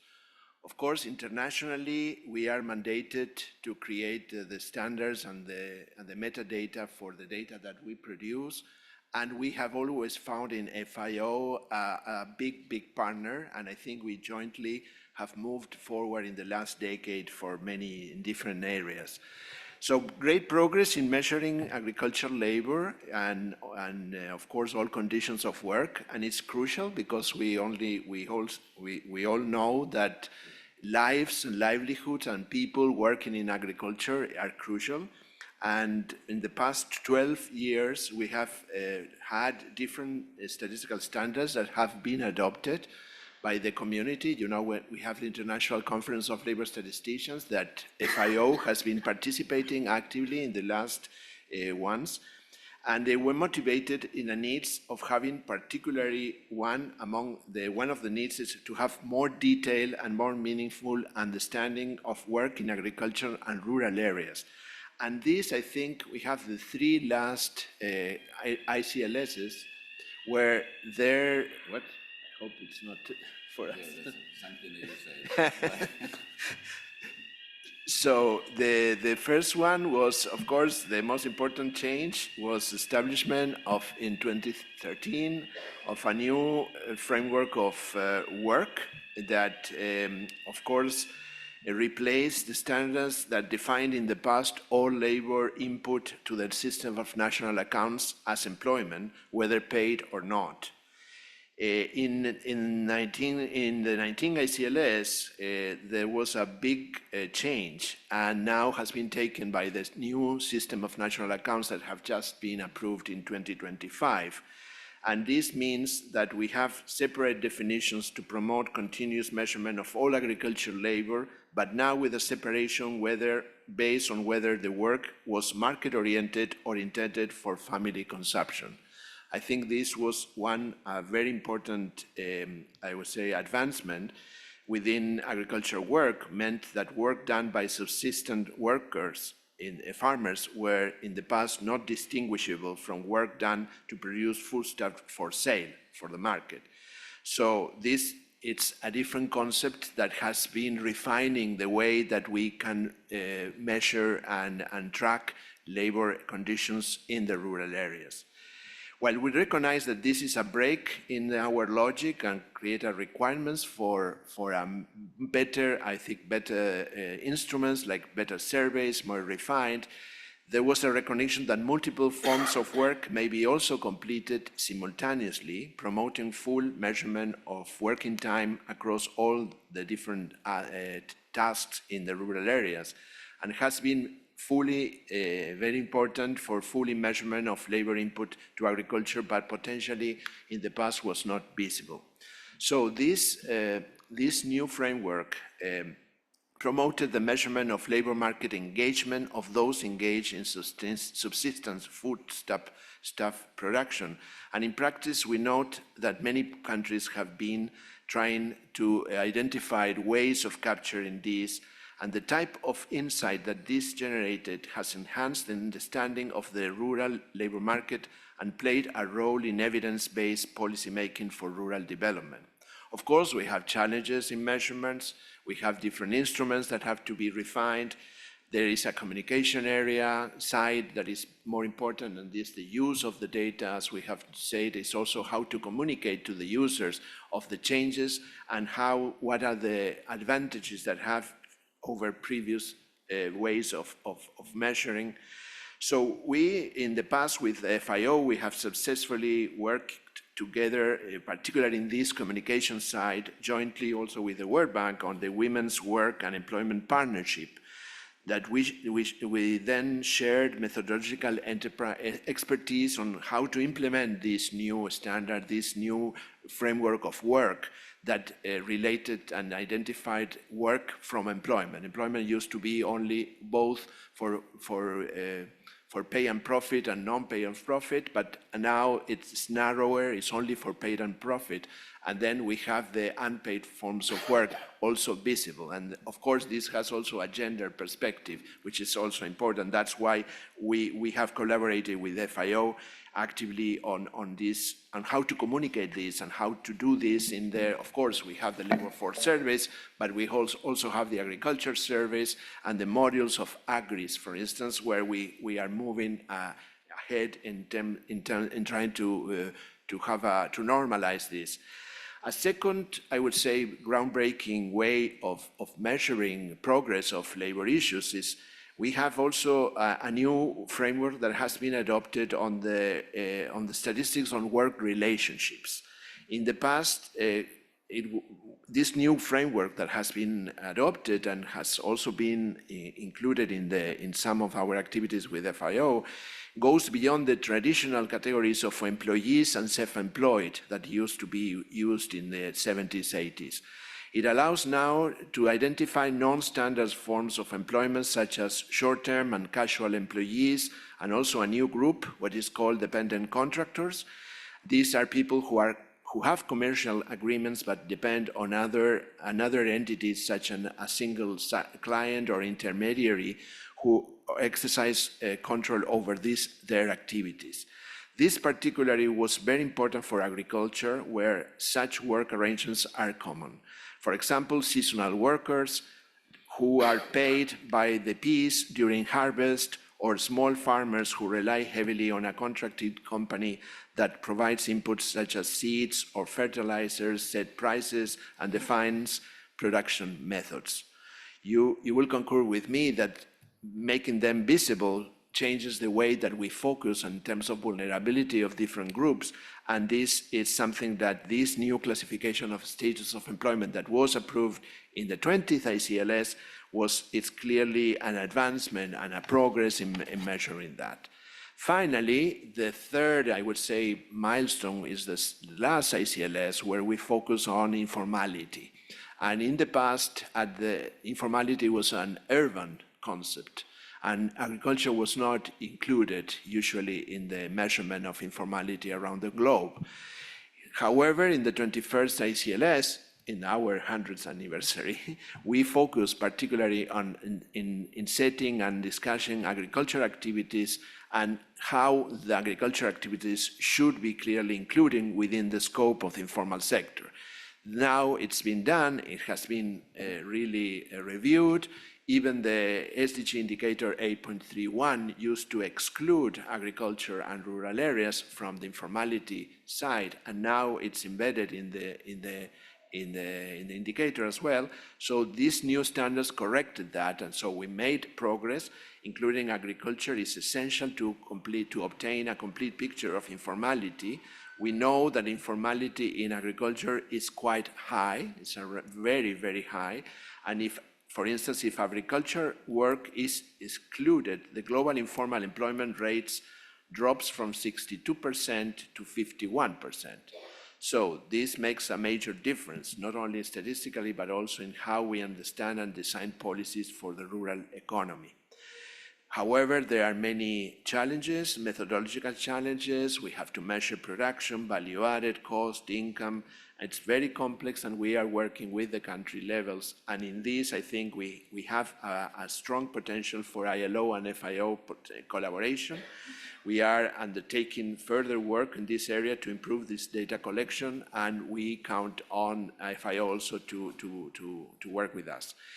I hope we have other progresses and other activities that are completely inherent to the labor force in rural areas. We are moving towards the 22nd ICLS in 2028, where there is an ongoing discussion about the international migration and international labor migration. And I think there we have standard setting for migration and mobility, occupational safety and health, and work-related violence and harassment in the work, that there are dedicated technical working groups, and all these will be subject to discussion and are going to be discussed as we speak towards ICLS, the next ICLS. So there are potential. International migrants forms a substantial portion of employment in sectors like fisheries or particularly in fisheries, but also in other type of rural areas, and frequently face precarious conditions, informal arrangements, and limited legal protection of all. There are also forced labor and a high incidence of occupational accidents. All these things are now subject to standard setting and statistics, and we count on ILO and FAO's expertise to be actively participating in the working groups that we are having now in terms of moving towards having these important standards approved by the countries and the governments and the workers and employers. That you remember that the ILO is a tripartite organization. Thank you.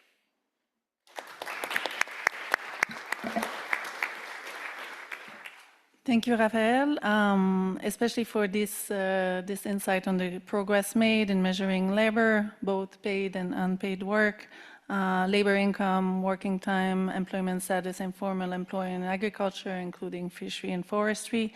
Your call for interagency collaboration on measuring informal employment, but also on these new emerging topics related with labor migration, mobility, occupational safety and health, and work-related violence and harassment is well taken.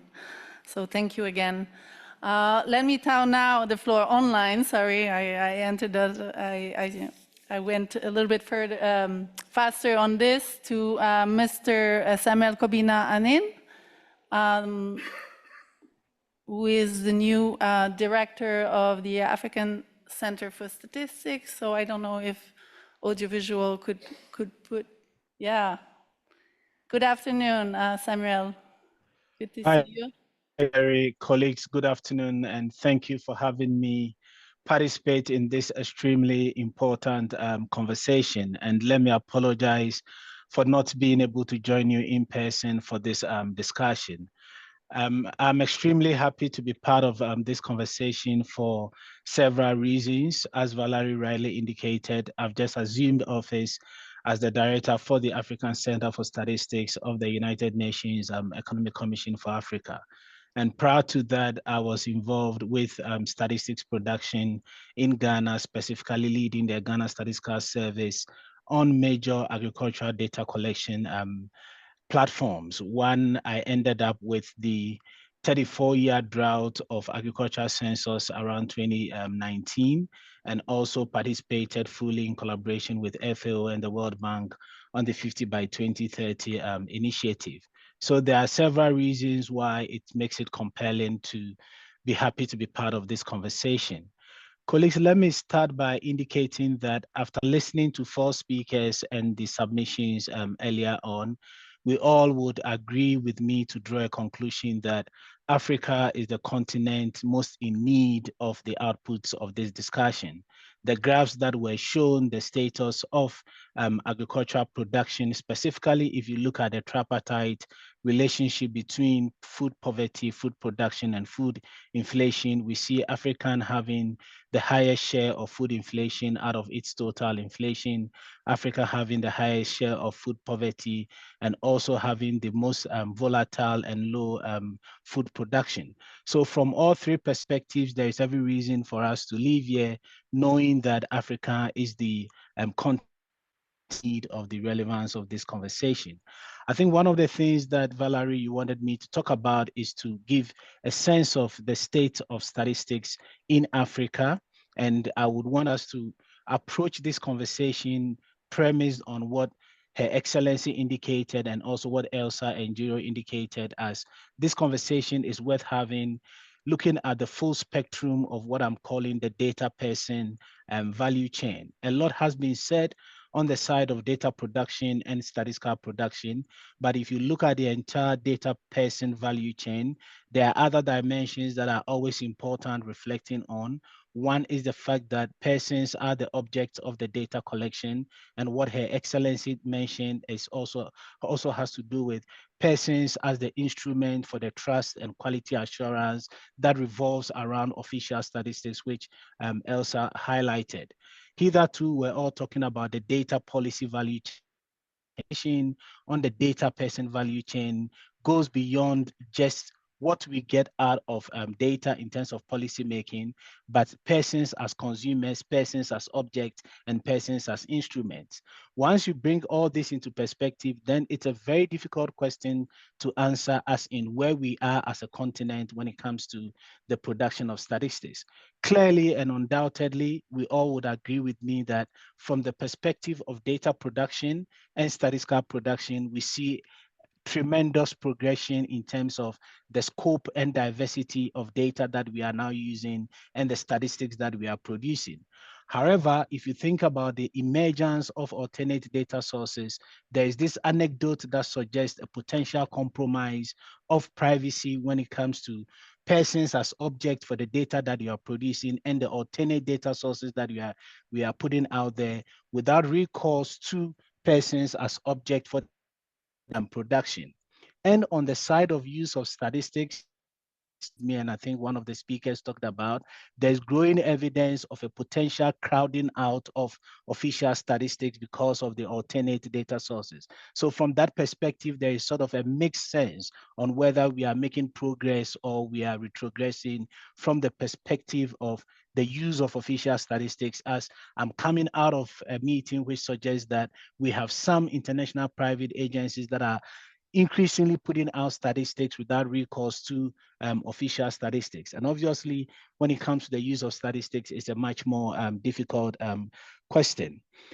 Colleagues, the other thing we need to highlight is what is happening in recent times and the reason why we don't have to look at food and agricultural statistics in isolation. And 2 things that I want to highlight is the whole conversation around defunding of major statistics, which indispensably were leaning to how one begins to look at food and agriculture statistics in relation to other livelihood outcomes, one of which is the demographic and health survey, and also to an extent, the living measurement survey that is experiencing some defunding in the last year. Then the other part that we've experienced is this whole evidence that governments are beginning to get involved in the trust and the quality assurance processes of statistics, and pockets of evidence abound across different countries. In terms of food and agriculture statistics, specifically for the African continent, there are two things that I want us to draw attention to. And this is very much related to my earlier submission and the fact that Africa is the continent that is in most need of the outcomes of this discussion. And I took a look at the knowledge management database of FAO, and obviously we need to commend FAO, especially this year, as they put out a publication that gets us to think about the state of the world when it comes to food security across different countries in the world. And if you look at this knowledge management database, and having in mind that Africa is the continent most in need, if you look at the top 10 countries in terms of downloads, you don't see any African country. You only see African country, Nigeria coming in the 12th, and I think South Africa coming in on the 15th. And indeed, in the top 25 countries, you don't see any African country in terms of views and downloads, to get an understanding of what is happening to the continent that is in most need of the conversation around food and agriculture, when I had earlier underscored the fact that it has the lowest food production, very volatile food production, highest food inflation out of the total share of inflation, and also has the highest food poverty. So from that point of view, it underscores the point that was made earlier on, as in the use of the data and to some extent, the ownership of the data. Then this got me to think about how we have statistics on food poverty on the continent, which is one of the three dimensions that I talked about. And again, the available data suggests and gives us an opportunity to rethink on how going forward we may want to do things differently, not necessarily from data availability point of view, but from the data ownership point of view, the comparability of the data that we have and the use of the data that we have. So if you look at the statistics on food poverty for the continent, there are about 5 or 6 characterizations that I think it's worth reflecting on. The first observation is that of the 54 member states that the Economic Commission for Africa oversees, we don't have data points on 10 out of the 54 member states. So generalization is compromised to an extent.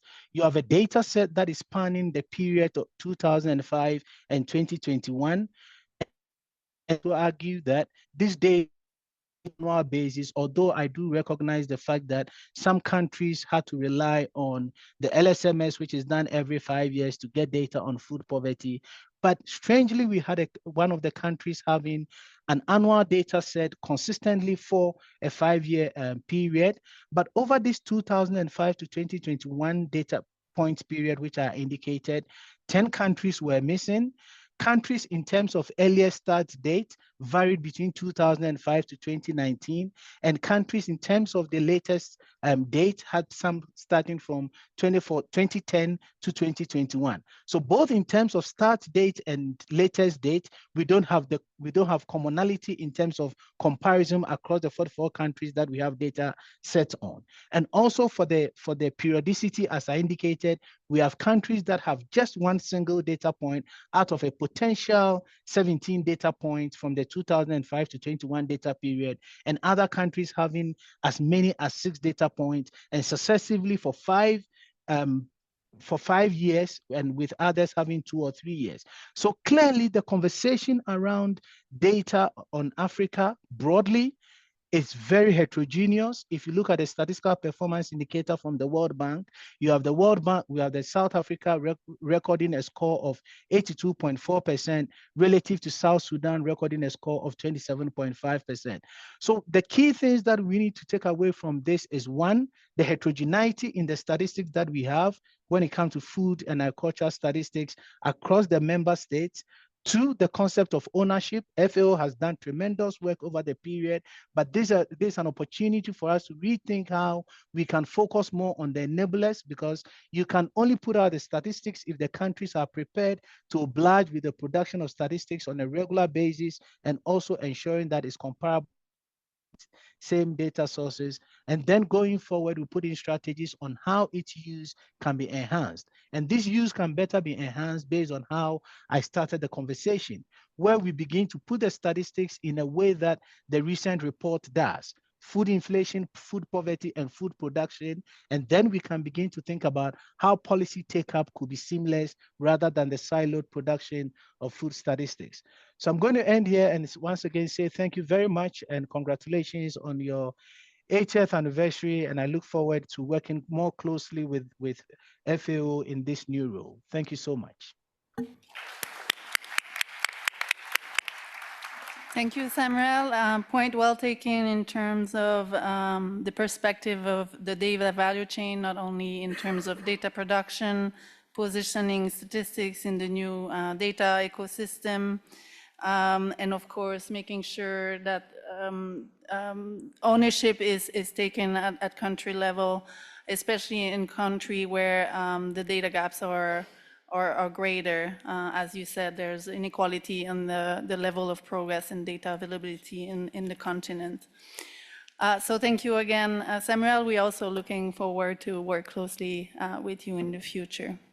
So I'm looking at the time. We have 10 more minutes for question. So what about we open the floor for question? Please don't be shy. There will be 2 microphones. There's one question right here in the front. Any other hand raised for question from the floor? Otherwise, we have received some question online. And of course, there's the question of Your Excellency that Piero can answer. Please go ahead. Can you name yourself and where I work? Yes. I'm Stefania Di Giuseppe, working for Statistics Division. So my question is open to everybody, and is linked to what Jairo mentioned about the importance of data. So I wrote it because it's long. So given the current funding constraint, how do you all foresee their implication for maintaining data quality and analytical capacity while ensuring continuous support to partner country? Thank you. Thank you, Stefania. Do we have any other question from the floor? Yes, please introduce yourself. Hi, my name is Nathan Warner. I'm from the Statistics Division. My question is for Rafael from the ILO. I appreciate your conversation on having more disaggregated information, and you specifically mentioned informal agriculture. We do use that as one of our sub-indicators for a proxy that we use for another one of the SDGs, for the proportion of agricultural land under sustainable agriculture. And this is also with the idea of, the SDGs being some linkages, right? But I wonder, and I've had experience with redesigning our questionnaires and also having customized outreach for more disaggregated information. So actually the sub-indicator that we use for informal agriculture for this proxy, this sub-indicator has the lowest coverage of the sub-indicators that we use. So, and with other experiences, just trying to get more detailed information actually can result in less reporting sometimes. I'm wondering if you can comment on the challenges for getting that level of information that you're looking for and the trade-offs. Thank you. Thank you, Nathan. Maybe we can ask one more question if there's one from the floor before we give the chance to the panelists. Yes, over here.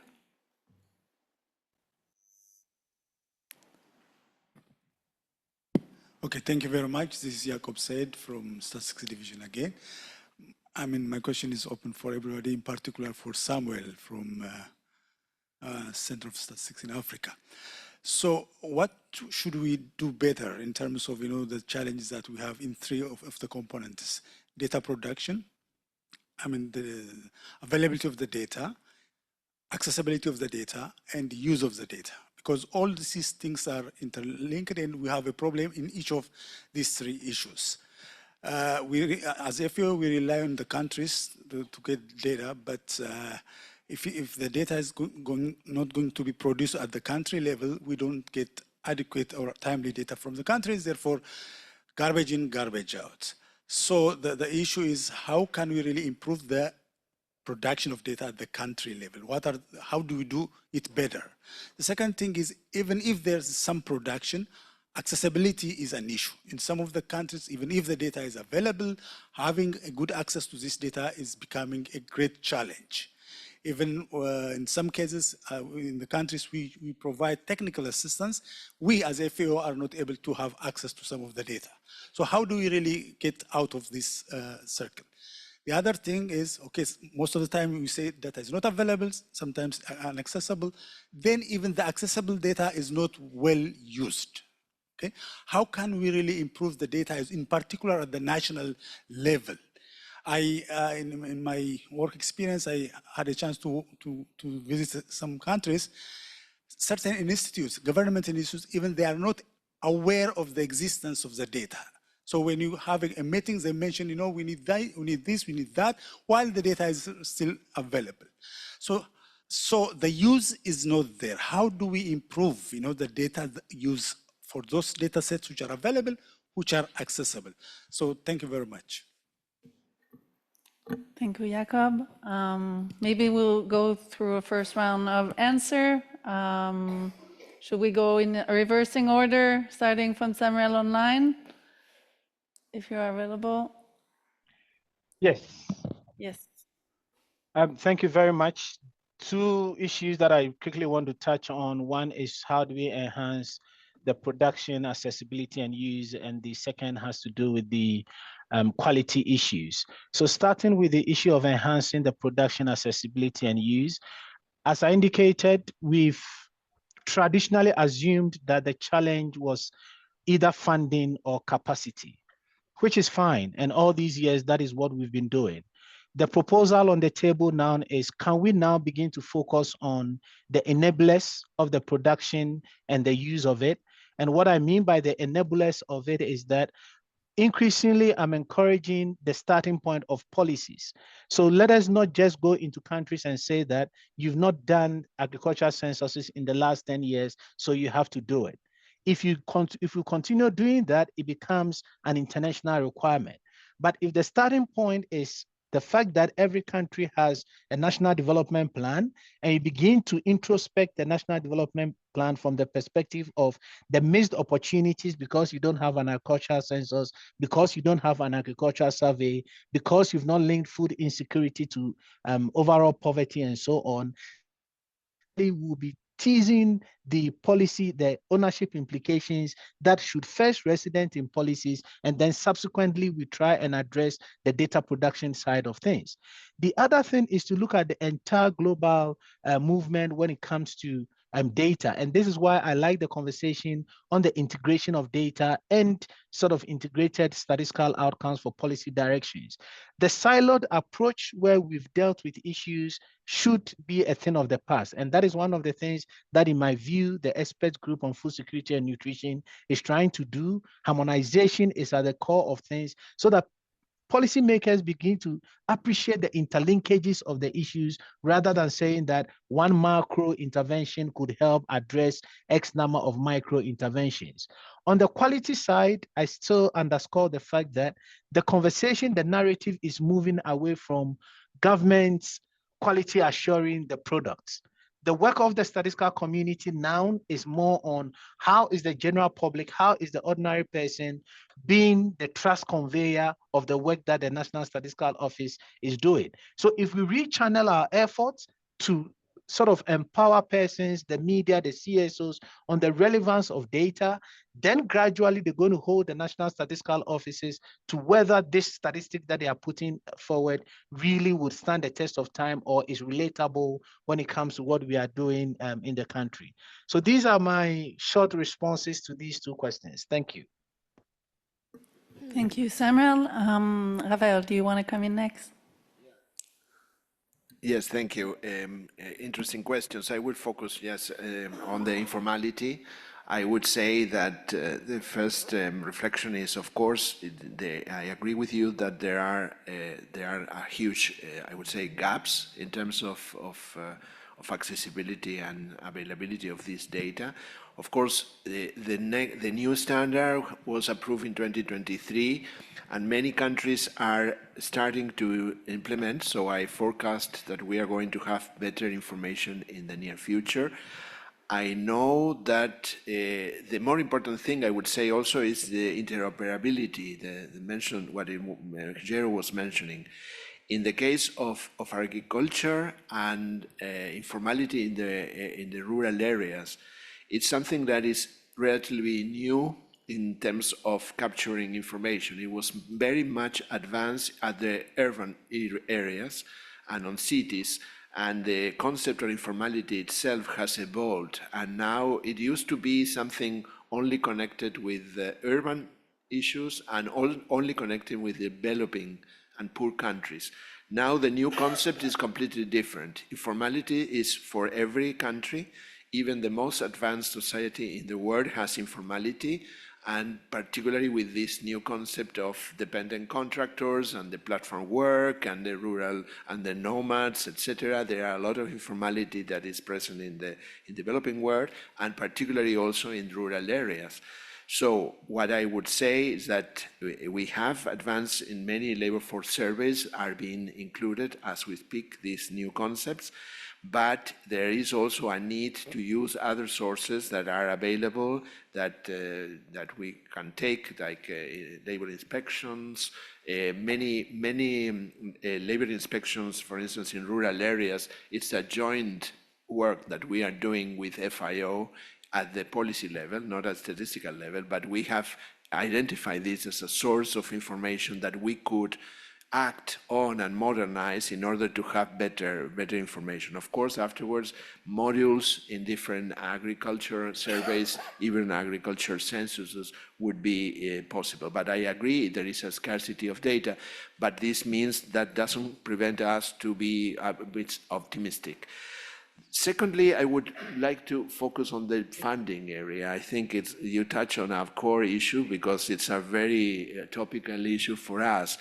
And I think, yes, we are now facing a huge, I would say, constraint in terms of both at the national statistical offices, where budgets, we have seen that even in Europe, for instance, budgets for production of statistics are lowering, let alone at the international level, with the lack of trust in multilateralism that it's prevailing and it's preventing us to move forward. But I think there are also how we can also support the countries in terms of production of data. This is a challenge. I think partnerships are key, and we have, I would say that this crisis that we are passing in the international multilateral systems has made us to be more streamlined and try to take advantage of these activities and these partnerships and close relationships, because we ultimately have the same goal. So I think the funding will be scarce, yes, and we have to see how we can take also advantage of the new technologies, things that we can use in order to support the countries better, but it's true that it's something that we have to face collectively. Thank you. Thank you, Rafael. Jero? Yeah, I guess 2 points. So one on the funding, everybody was expecting one of the challenges of big funding when I started talking, coming from the World Bank, but I actually have a more positive view on again, I like to see the glass half full. I mean, the situation is bad across, like we just saw, it's not on statistics. the world which is kind of like going in the wrong direction. And on this one, statistics, data, it's actually not doing too bad. So at least if I think about even within the World Bank or like just in some of the programs, of course there have been shocks to the system, like the DHS, the collapse of the DHS, I mean the close of the DHS. Those are things that hurt, but at the same time, just again, so it's an issue of kind of, again, the list that goes, be more efficient, prioritize, work in partnership, integrate. So this is all the things that we always say. The question is, how do we do it better? In the moment requires that we do better. I mean, usually in crisis, that's when you tend to be more, so let's not get a bad crisis go to waste, as they say.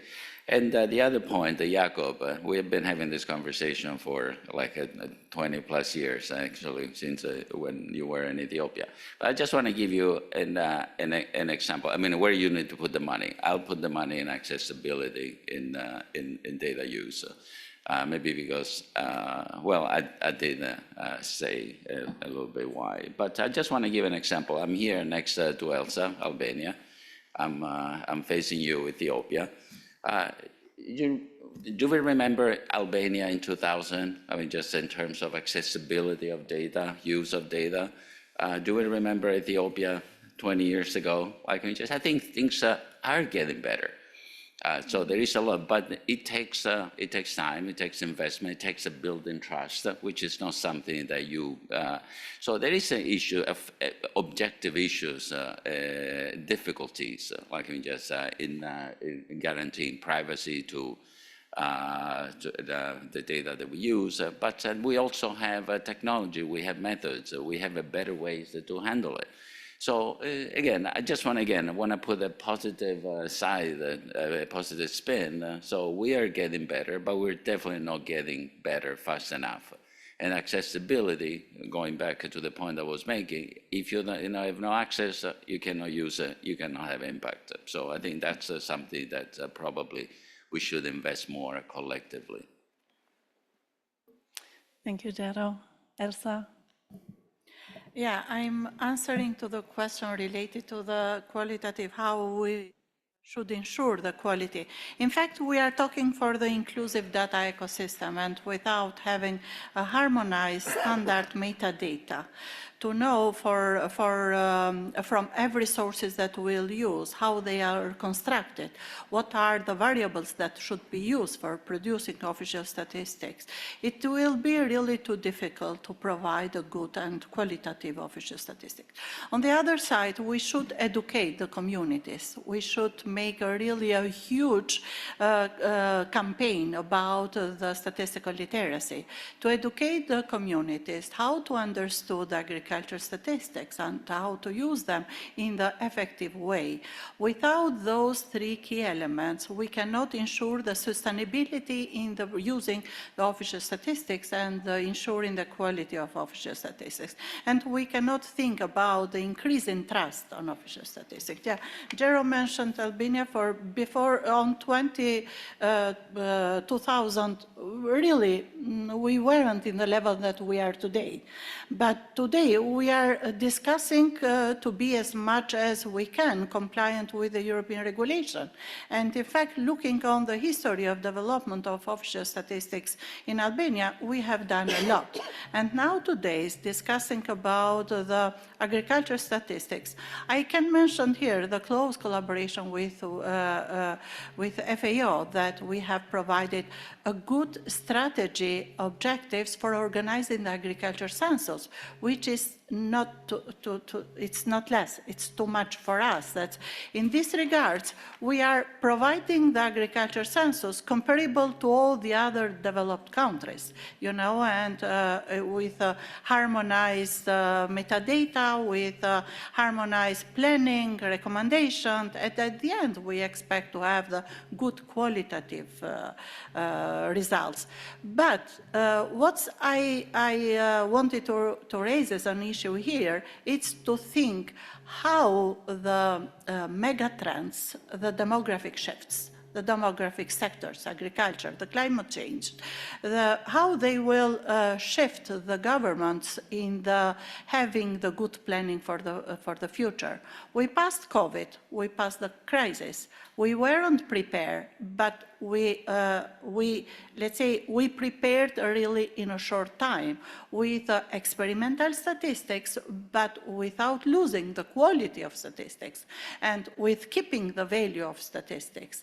And nowadays, we need to think not only what we are doing today and how to improve our life with the official statistics, but as well what we'll do for the future, where we'll go. As Jose mentioned, the history of development of FAO agriculture statistics, we can mention in all our countries, in ILO, in World Bank, the history has shown that we are developed really so fast, but we need to think as well and for the future. And it is really a crucial question that you raised, how to be qualitative, and we should be qualitative. We should follow the fundamental principle of official statistics to keep the value of statistics, which are really very important, not only for the government, but as well for our life. Yeah, thank you. Thank you, Elsa. Your Excellency. Thank you. Yeah, merci beaucoup. Alors, évidemment, de manière très brève. Donc, nous, ça fait 175 ans, donc 175 pour les Français dans la salle, qu'on collecte des données statistiques, donc depuis 1850. Et en 1860, l'Office fédéral de la statistique est né en Suisse. Et depuis aujourd'hui, tout comme à l'époque, on considère que les données statistiques sont l'unique base sur laquelle à laquelle on peut se fier pour prendre une décision gouvernementale. Donc déjà, le fait de continuer à soutenir un appareil statistique national, c'est peut-être la première chose qui permet peut-être de créer les fondations d'une démocratie et d'un pays qui prend des politiques éclairées. Ensuite, je pense que ma collègue ici l'a mentionné, il y a des données privées qui servent au public, donc ça serait bien de renforcer ces collaborations.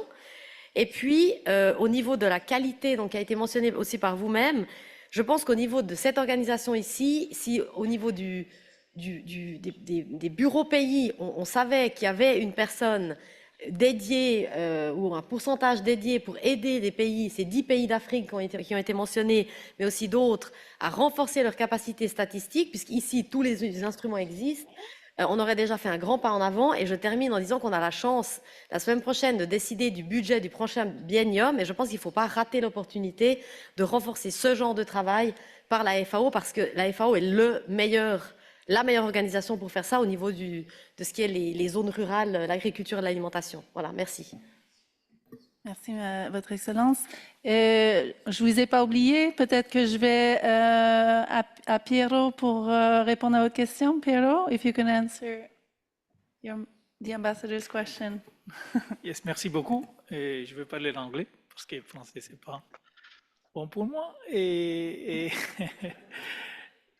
So the question about the collaboration with the CGIAR. Now, the CGIAR, it's a research-oriented organization.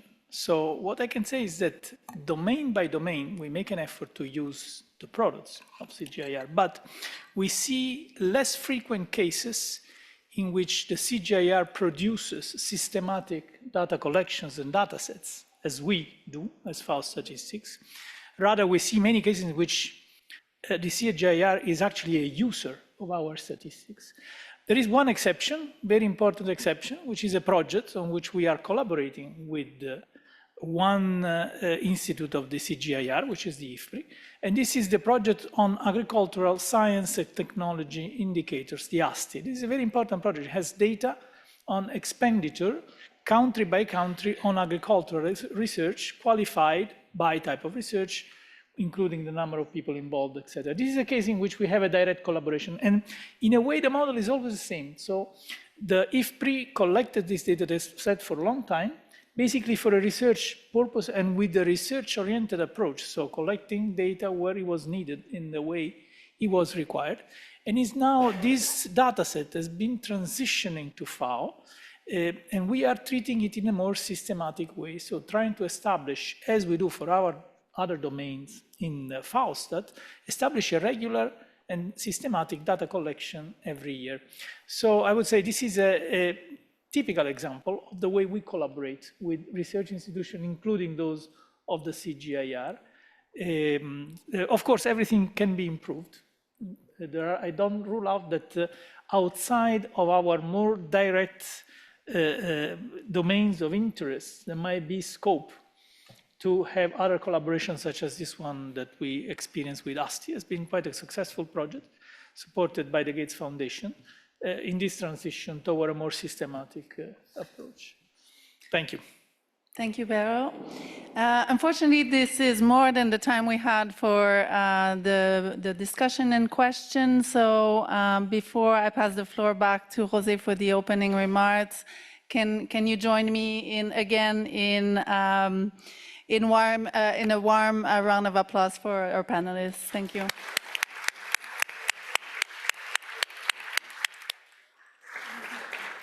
So, Jose, the floor is yours for the closing remark. Thank you. No, Excellencies, distinguished guests, colleagues, ladies and gentlemen, as we basically come to the closure of this event, I would not basically like to pass the opportunity to thank all the panelists that have participated here. As you see, there is no FAO member of the panel, and with that intentionally, right? So we wanted basically to have a space in which we can hear from the experts what it is expected from us.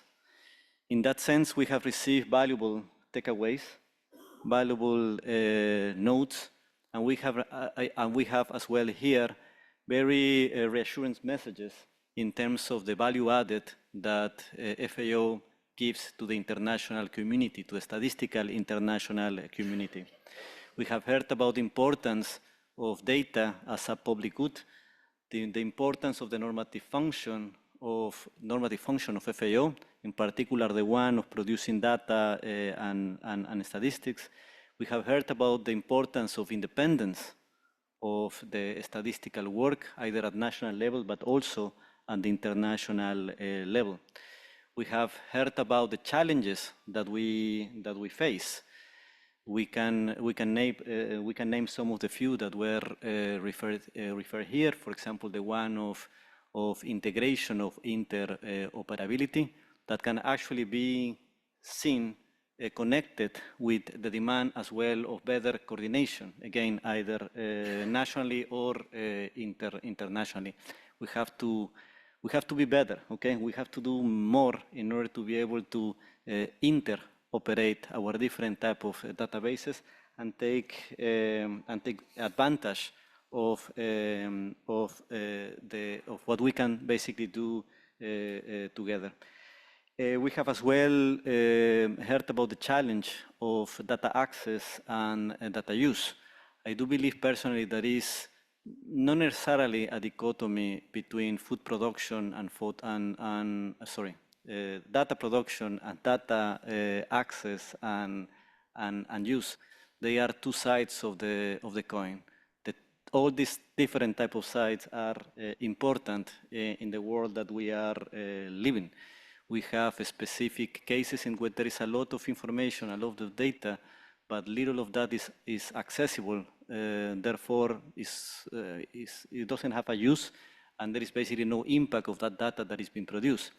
But at the same time, as Samuel was also indicating, there are specific geographies or specific data gaps that exist as well, in which we have actually to improve our data production and actually even engage in developing methodologies in order to be able to produce data that doesn't exist.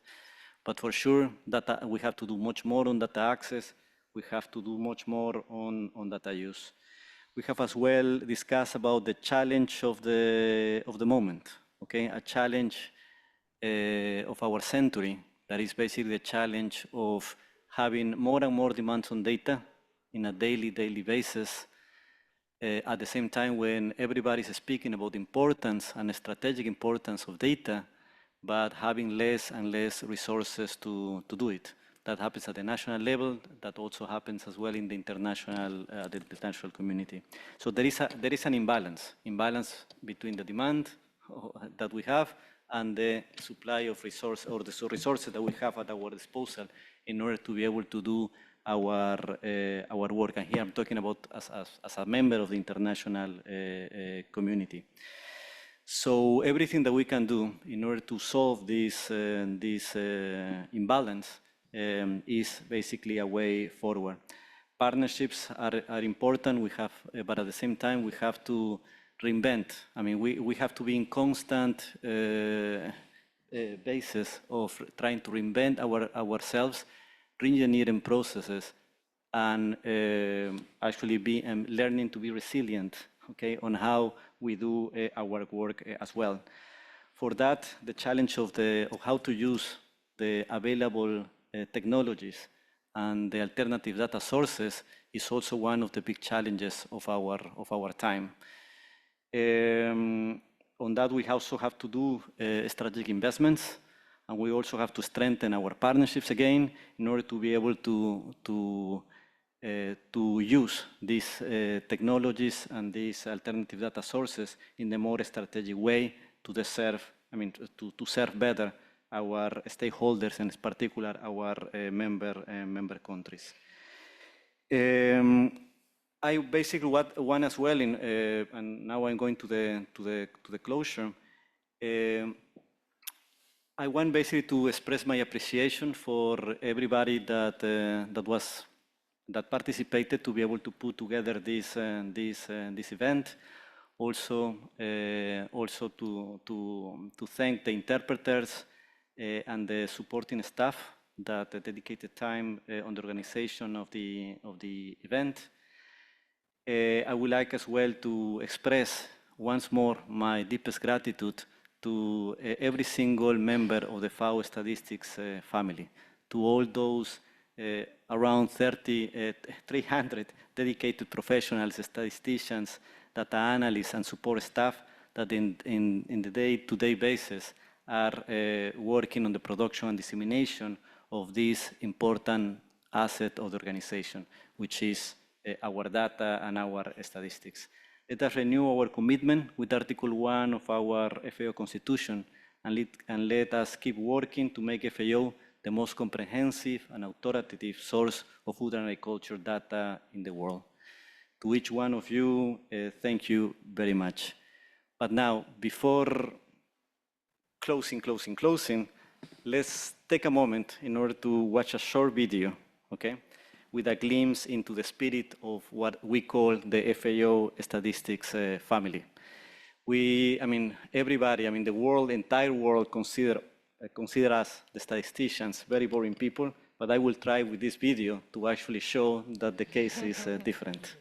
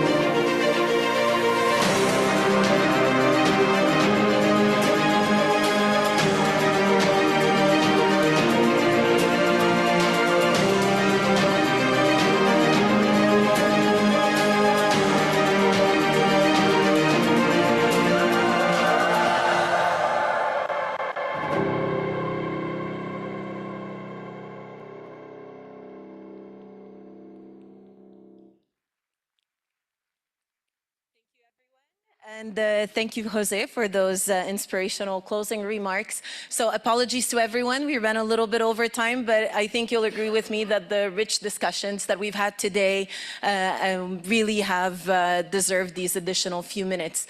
I think that we really brought statistics to life today, and I think that's something to be celebrated. So happy World Statistics Day, belated, albeit, and I would like to invite you all for refreshments just outside this room, and thank you all for your participation.